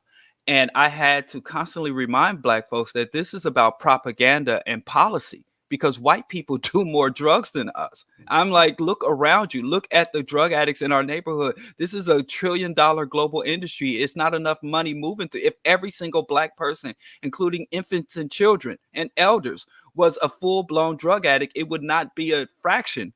We don't have enough revenues to fuel the drug market. So obviously somebody's getting high other than us. So it wasn't even about who's doing the drugs. It's about the propaganda, and it was about the enforcement, where drugs were virtually. I had attended a predominantly white school to become an allied health professional in the early 90s, and there were constant overdoses. You know, they were literally finding white medical students OD'd in the labs of the school, and they had to put in surveillance cameras all over the school to stop the medical, because you know they were all driven by opiates and stimulants in order to get their medical degrees. And I never once saw a cop car. All there would be when there was an ambulance for an overdose, and every time there was a campus party or a frat party or whatever, I never saw cop cars. I never saw the NYPD. It was only ambulances. It was all strictly treated as a medical crisis or a medical issue. And this is back in 91, 92, 93. I'm not even talking about now with the current opioid crisis, where they said, you know, drugs have always been legal amongst white elites and always been tolerated, highly tolerated against the white masses. So it's not even, we can't even save ourselves from the drug war by remaining sober and keeping away from drugs, because if they say power is the ability to define reality, so they're in power and they say reality is Black people are driving, or the drug addicts and the drug dealers and the drug folks, and our laws are going to address this problem through draconian enforcement, then that's the reality, even though the stats, the facts, the figures, the graphs don't back up their claims. You know, they define reality and have it act in a desired manner. Yeah, nobody gets high like rich white folks. It's unquestioned. They lead the leagues in that. They couple. I don't know that we're meant to be able to answer this, Mr. Tom Porter. Can you split the dialectic of slavery and colonialism? If we continue to tackle partial problems at the expense of general problems, we're soon to run into the general problem. So Mr. Porter can often be more deep than I can handle, particularly in you know, quick reaction, but I just wanted to at least bring them up. A couple others here that I thought were particularly interesting or funny. M. Bold says, I provide a service for descendants of enslaved Africans in the United States to retrieve their lineage that would document their enslaved ancestor, but you have to pay in crypto. And then we do have a question here. What about, or who about crypto as a form of reparations? I don't know if that was meant to be taken seriously either, but what I hear Nkechi saying that I really do appreciate, that I often don't hear in popular discussions of reparations, is this all-encompassing radical, it's at least a more broad radical approach to that addresses even the more radical elements and militant elements of Black history and struggle that go beyond some of the more. But so this is actually something I wanted to ask you about, because I watched some of the recent HR 40 conference hosted by Ron Daniels that featured Sheila Jackson Lee, Barbara Lee, and others. And one of the thoughts that I admit that one of the questions that I ended up with was, what form of progressive reparations can we or could we expect with that form? And this isn't personal, but with that form of mainstream Democratic political party representation leading the effort or being involved in the effort, given how conservative those bodies of Congress actually are, and of course white America is when it comes to giving up something specifically for Black people. Where are you with I guess that wing of the reparations struggle? I know Cam Howard was there, the head of Incobra. And anyway, so maybe not so what do you think about that? And then how do you see, or what approach do you see as being most effective for achieving whatever form of reparations are achieved? Okay, so let me respond this way. From the very beginning, I'd always been supportive of a federal commission patterned off of the Japanese American Reparations Commission, solely to follow the successful route that they, regardless of what you consider success, but successful route that they followed. And that was the route that the Pan-Africanist Black nationalist movement basically adopted back in the late 80s with the formation of Incobra, the National Coalition of Blacks for Reparations in America. It was a strategy, it was a tactic. You need to realize the differences between strategies and tactics and ultimate outcomes. It was a strategy to mainstream the movement. It was a strategy to get people who were scared of the things that we were talking about, in terms of land and 5 states and political prisoners and prisoners of war and genocide. It was a strategy to move the masses of Black people to be able to accept the concept of reparations. And yes, it was a strategy that was within the confines of the United States Empire. I mean, I'm just saying. So we were able to show, well, they did it for the Japanese Americans. And now today we say they're doing it with the Afghanis and with Ukraine and all like that.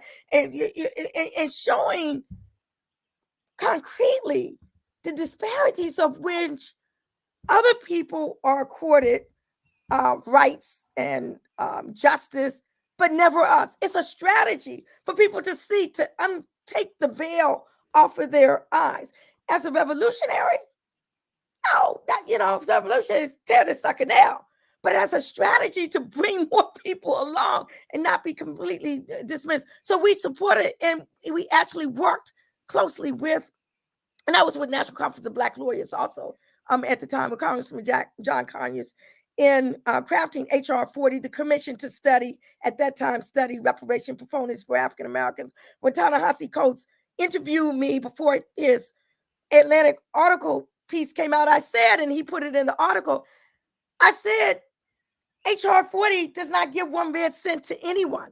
It's a commission to simply study the issue, okay? And then we get 30 years later, after Conyers is gone, it's Shirley Jackson Lee is there, and with National African American Reparations Commission and Incobra working again to update HR 40. And instead of just a study commission, we say 30 years, it's been studied enough. Let's actually have the commission begin developing those reparation proposals. So it was changed to be the commission to study and develop reparation proposals. So I've always supported HR 40 as a tactic and a strategy for popularizing the issue of reparations amongst the masses, so that then you have in Atlanta, Childish Gambino, Donald Glover, the series sticking reparations up in there, though I wouldn't say, you have the 2020 candidates. You have Erica Alexander from Living Single having a documentary that's, I think it's out already on reparations. You have these cities and states. We've de-stereotyped. It was scary. We've unscaried the issue so people are free and talk about. So maybe now it's time to move to the next level, which is, Gerald, where I'm saying the movement, the traditional reparations movement, has kind of fallen a little bit by the wayside, because we have not moved beyond to, instead of saying, well, the commission will decide, to say, what is it that we want? And now other groups have put up what they want, nativism and this and that and the other, So I don't remember your original question now. But I was just asking what you thought of you. I was just asking what you thought of. Yeah. Mm-hmm. Yeah. One more thing. We have moved beyond a congressional solution. The stars are aligned right now, if you want to consider that, where, and I don't say we, I say the Dems are in control of the Senate by a very thin margin, the House of Representatives, and the executive branch. I don't know if we're going to see that configuration for a very, very long time. So what does that mean? We already know we have enough votes to pass the House, but leadership has not saw fit to bring it to the House for the vote. We know that it's not going to get through the Senate. I mean, there's no, it's a fairy tale if anybody thinks, I mean, the filibuster law is not changed or anything along those lines. So what is left? If we really want a federally chartered commission, like the Japanese Americans, to look at these issues, like what's happening in California right now on the state level, it needs to pass, HR 40 needs to pass right now via executive order signed by Biden, okay, to have the commission established, up and running, and have done its business before the end of this administration, because any executive order can be overturned by the next administration. So if that is the route that is to achieve reparations or some type of reparations settlement or something along those lines, it must happen. It must happen now. So the move is really for an executive order. I mean, they got an executive order to study UFOs. So if they got an executive order to study UFOs, okay, then it needs to be, I mean, why not? You know, what is the problem with the executive order to study the issue of reparations? And to your point, they better hurry up and push Biden because they can't count on Kamala because she wouldn't even qualify. If I understand, she wouldn't qualify for reparations. Yeah, under the lineage approach. So she's not going to be. Yeah, she's not going to be. You know, neither would Obama wouldn't have either. So he wouldn't have been pushing for it either. There has been no resolution on the federal level as with respect to eligibility or anything along those lines. And again, one more thing, strategically, that's one of the reasons why we don't talk about reparations solely for the enslavement era. We brought in it from the enslavement era and its living legacies, its vestiges that last all the way down to the day, and all of those issue areas, whether it's wealth, whether it's education, whether it's health, whether it's peoplehood, nationhood, what did I miss? Education, health, whatever. You know what I'm saying? I always say that the harms from the enslavement era and beyond were multifaceted. Thus, the remedies must be multifaceted as well. And that a reparations settlement can and should be in fashion and in as many ways as necessary to equitably address the incalculable injuries that we have sustained as a result of this crime against humanity. And I talk about that in my TED Talk. I just remember I was supposed to be talking about in my TED that's Talk. fine. That's fine. One more thing, if I can, that sure. I have a memoir also, Black Power, Black Lawyer, My Audacious Quest for Justice, that talks about a lot of the things that I've talked about today and bringing it all in perspective. Just wanted to. And you also have, if I understood correctly, Reparations on Fire is a forthcoming work, right? Is forthcoming? Reparations on Fire, How and Why It's Spreading Across America. I have a poster board on it as well, and it basically highlights. Also, Reparations on Fire is going to include the text from Reparations, Yes, that was published back in 1987 by myself, Brother Mario Badelli, and Chokwe Lumumba. I'm the only living author of this book, so it's going to, and the appendix is going to include the text from this book as well, which is a revolutionary. I'll just leave it at that. All right. No, I definitely look forward to that. And we'll have you back to talk about it once the book comes out. Diallo, do you want to jump in? Anybody want to jump in? Go ahead. I don't know. You freezing a little bit. Yeah, you breaking up a little bit. Just real quick, Yipper 99 is 40 acres and a Bentley for me. Okay, I hear you. All right. free this land for its indigenous inhabitants, free Africa for Africans. Right on, right on. Diallo, I think we can hear you, or maybe not. I think he's frozen there. You freezing up a little bit. Oh, okay. Reparations means repair, return to before harm. The knife is still in our backs. Yeah, and soda. That's right. Solidarity to dispersed Africans. What's the call? Free them all. 20 million pounds in 1836 was 20% of the government spend that year, the equivalent to 200 billion pounds. I'm sorry, 20 million in 1836 was 20% of the government spend that year, the equivalent to 200 billion pounds today. Yeah, please do, everybody. Check I'm gonna chop up the stream here and put up a separate video so that people can earn their People's Army t-shirt. Reparations and separation. No, it ain't gonna be no Bitcoins. Ain't gonna be no separation. No, there's no sanctuary. I mean, I just have to be concrete on everything. There's no sanctuary. There's no way to escape the dioxin, the microplastic, the nuclear fallout, global warming, deforestation, acidification, melting polar caps, not to mention drones and the aircraft carriers. There's no separation. You know, when Black talk about moving, if you have to find a better vantage point from which to struggle, I support you. But if you think you're finding a sanctuary away from the ravages of global white hegemony, it's a globalized system. I don't know where you can go. Hell, they already on the moon and Mars. Where are you going? I'll go with UFOs. you. I'll collect some cans to save up some money to go with you. Where? Which part we are going? That's what they said. Which part we are going?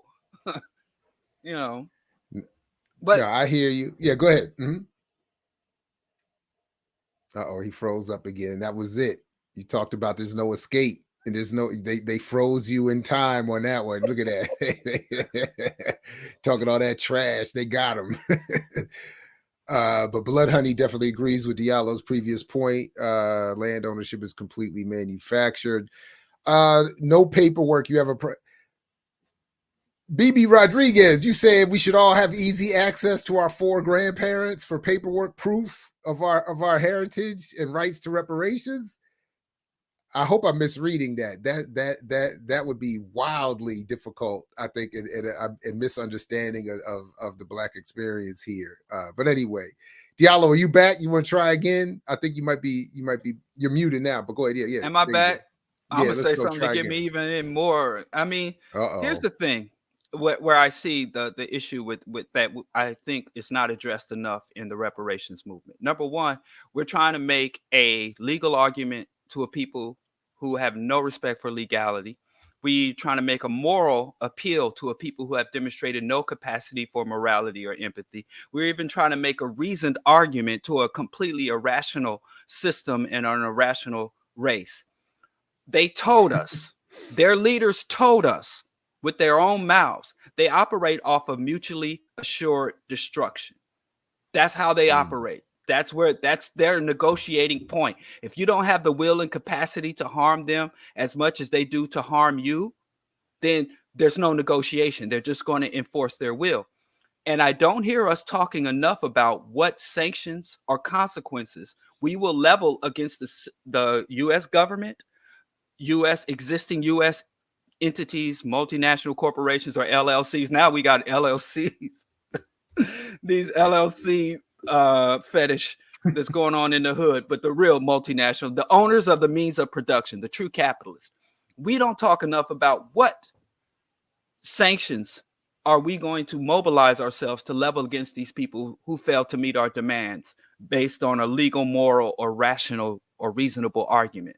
And I think if we cultivated that, we could draw from that understanding, that mind state, and Africans willing to level justified sanctions against those who have failed to pay restitution, because I had a friend who was charged with a crime that he didn't do, and he was forced to pay reparations to someone or restitution, or he would be put in prison and he would be denied several other things that, from personal mobility to opportunities in the future. I don't think we talk enough about the sanctions, because that's really where I think reparations is going to finally rest, in the arena of mutually assured destruction. So let me speak to that, if I may. First of all, you're probably correct. Usually, like I said, reparations are usually as a result of after a war. Okay. The the reason why I feel you don't hear a whole lot of that is because we don't support people who go and do stuff and get caught up in prison. They're just forgotten. Our political prisoners and prisoners of war, they are forgotten. It's not like me standing in front of the South African embassy talking about free Nelson Mandela, which I did, and a hell of a whole lot of other people did as well. We didn't do that for Sunyata and Matulu and Leonard Peltier and Mumia and all. I mean, yes, there are support committees and all like that, but we as a people, as a whole, do not stand up for the people who stood up for us. We don't stand up for those who answered violence with violence. And as a result, we're in prison or we're framed for speaking out against it. We don't support our heroes and our leaders like that. So then why should other people feel that they should take that risk when they're going to just be carted off into oblivion once they do those things? I think that is a problem. That has been a problem in our movement. And we have people wobbling out of prison, hobbling out now as 80-something-year-old elders. Those who are dying inside as 70 and 80-something-year-old elders who are suffering from all sorts of health maladies as a result, who parole boards are holding over their heads. You have not denounced the things that you talked about before. And then other people criticizing other people who came out because they're trying to come out by any means necessary. So, I mean, I'm just saying, I hear you and you are correct. But I don't think we're going to have that mass of doing what is necessary to do what we need to do to get what we want and need, because people don't see a benefit. They don't see the fruit from what they went through as a result for standing up for rights. I don't know the answer to that. I mean, I'll admit, and I said in my book, I'm serious. I couldn't have been Harriet Tubman. I'm too scared of bugs and stuff like that. I mean, there are people who did stuff that I represented in court who I would spout and rhetoricize, but I haven't picked up stuff that I could have picked up and done. So why should I not support those who had the courage, okay, to do those things? But it's not just for me to speak up. We as a people, and we need to relate everything we do to them, whether it's reparations, whether it's anything else that we're supporting in terms of policy. We need to lift up these names, and you all do it. You all have done that with Black Power Media. You all have done that superbly, but you ain't the mainstream, okay? And the masses of our people listen to the mainstream. And until this becomes standard and normalized within the mainstream, so I'm just going to conclude this part just by saying, hell, you asked Gerald, I mean, I don't know what this mainstream approach with the legislation and executive order, et cetera, as Kenyatta said, the empire is still going to stand. But if every other group can get just that little slice through advocacy or whatever, why shouldn't we also? While we're still struggling for the ultimate, why should we deny our people, our descendants, and all like that, the rights that every other people get while the empire still stands, the global empire, and say, well, we're purists and we can only advocate this or get this, once we have the system and the economic structure and all like that we feel that they should be. So but for me though, the issue is that this is where I keep getting stuck, because what other communities got that is called reparations is a pittance and has not corrected anything in terms of the conditions of those communities today. It hasn't improved them. It hasn't advanced them. It didn't even make up clearly for what was done. So, and then it becomes a stand-in for that ultimate goal. So the concern I have is that we would get a sort of mainstream version. I actually don't find much hope in that, but I'm just saying that at best, I would think we would get some mainstream version of reparations that would not include all of the more radical elements that you've talked about. And then that would be used against our efforts to advance in the same way that I think what they call Obamacare is actually a barrier towards true universal health care as opposed to a stepping stone towards it. So that's the concern that I have when I see those efforts and I see the other versions of more popular forms of reparations claims that I think are meant to intentionally negate the radical vision that you and others may have for it. Well, I will say this. The Jews got the state of Israel. They got the state of Israel with international recognition. I mean, I'm just saying, depends on what you're asking for. And not but that's my point, though. Like, no. Yeah. So because it's not. We nowhere am I equating our power with what we have to the power of that group. And then that's my other question of, would we want a neo-colonial imperial outpost that does the bidding of the West and suppresses other indigenous communities, as is the case with Israel? So that's what I'm saying when I hear these. What some people wanted, at least when I came up sitting at the feet of my elders, was an independent Black nation state, not as an imperialistic ABC 1, 2, 3 or whatever, but as a bridge or as a stepping stone for a free and unified Africa and African diaspora. Could that have happened with the United States? Probably not. But I mean, these were the things that we were aspiring towards. So yeah. I hear you. And so as Brother Murray just said, I mean, I shouldn't. He said he just want to get his teeth fixed. I just say sometimes there are steps along the way to your absolute goal. But I think that the last thing I just want to say is that more so than anything else, at least back in the day, our advocacy and our cries out for reparations was the attempt to show that we have not made it.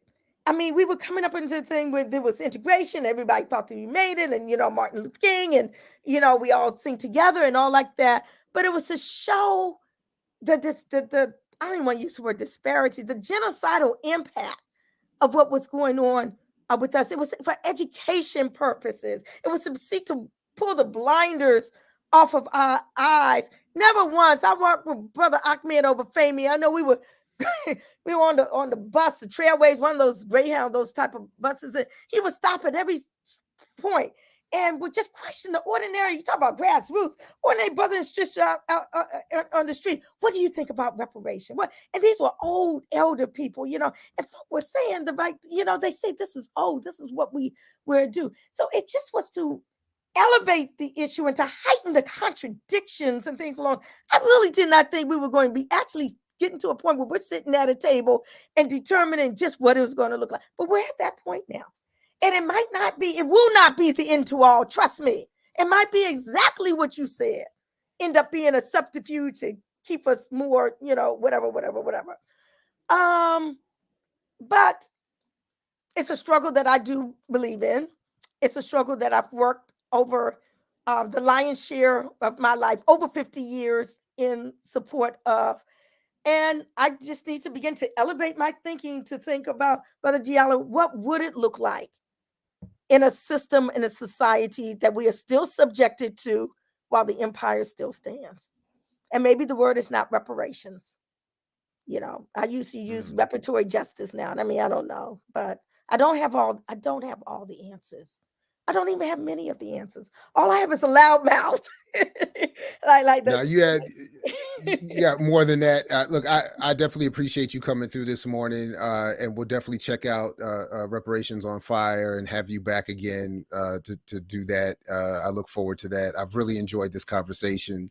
So thank you very much. We've made sure that the link to your work is in the show notes, so people can continue to follow up and stay connected. And thank you very much. It's been a pleasure. Appreciate you coming through. It was my pleasure. Thank you so much. And thank you, my other brothers who joined me in the show. Thank you. Right on. Take care. All right, everybody. Big shout out to Nkechi Taifa. I really enjoyed that conversation and look forward to doing many more of those and having her back. And yeah, anyway, it's been great. Fellas, what's coming up for you all? Any final thoughts for today? What's on the horizon? What's coming up next? What's the weekend looking like? What's going on? Well,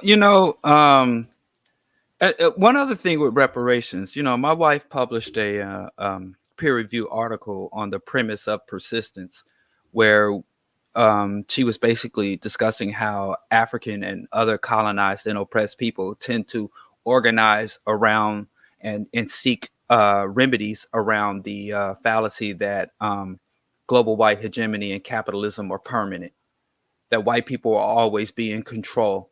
And, as Margaret Thatcher was fond of saying, there is no alternative, or as other, conservative reactionary says, that, capitalism and white hegemony is the end of history. There are no more mass transformations of the society left to have. We have reached the pinnacle of human existence. So I think it would behoove us to start organizing and building towards a post-white capitalism and white hegemony world. So is she going to be our guest next week? We're going to get sent the article. She's going to be our guest next week. What's up? You want to do it? I can send you the article. Hell yeah. Yeah. I definitely want to read it, and I think that'd be a great conversation. All right. Yeah. So, yeah. Well, yeah, we had been cultivating that idea for quite some time, but I'll send it, and I'll holler at her if that's what you want to. I'm up for it. I think it'd be great. I'd like, that's plus is I would hope it's a way of helping reward the work, beyond it being peer reviewed. Yeah, get it outside of those journals. Yeah, right on. All right, well, yeah. Let's at least consider that. I'd look forward to that anyway. Go ahead. What's up?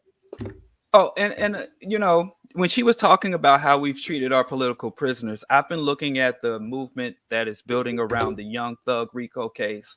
I was thinking about how when Rick Ross came out of prison, Free Ray Ricky Ross, and he went on a worldwide tour, the Free Meek Mill in the very city that where Mumia was from, thousands of Africans took to the streets to protest the incarceration of Free Meek Mill, and how Rockefeller Records, and before that, Def Jam Records had a whole Rockefeller drug laws.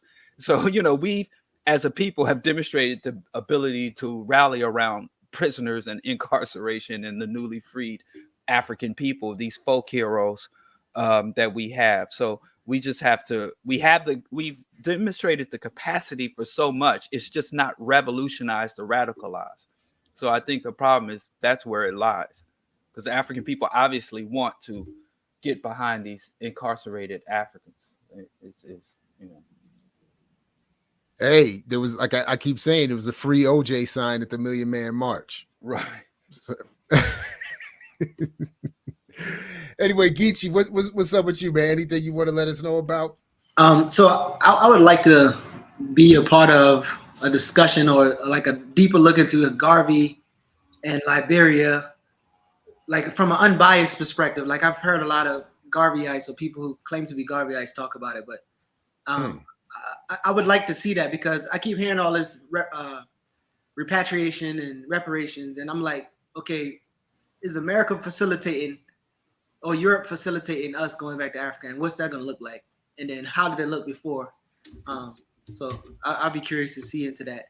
But in terms of anything going on, nothing going on right now. I will be hosting a Juneteenth event in Charleston on the 18th.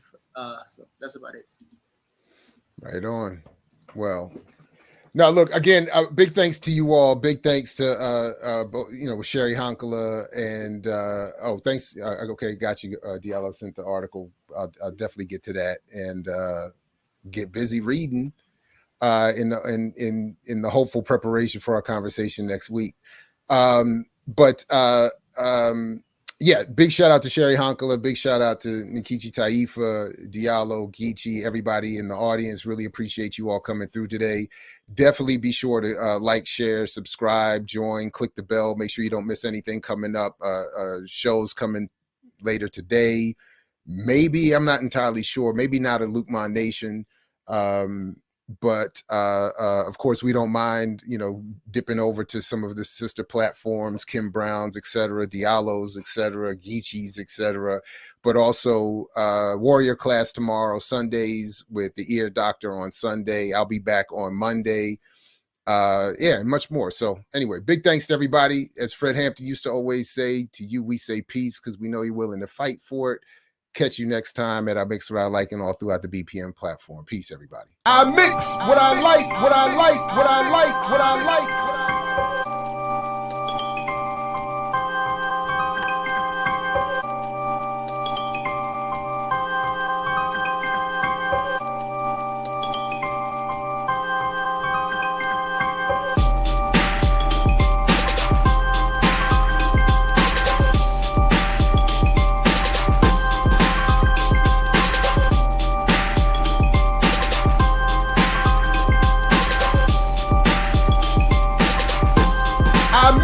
What I like, what I like, what I like, what I like.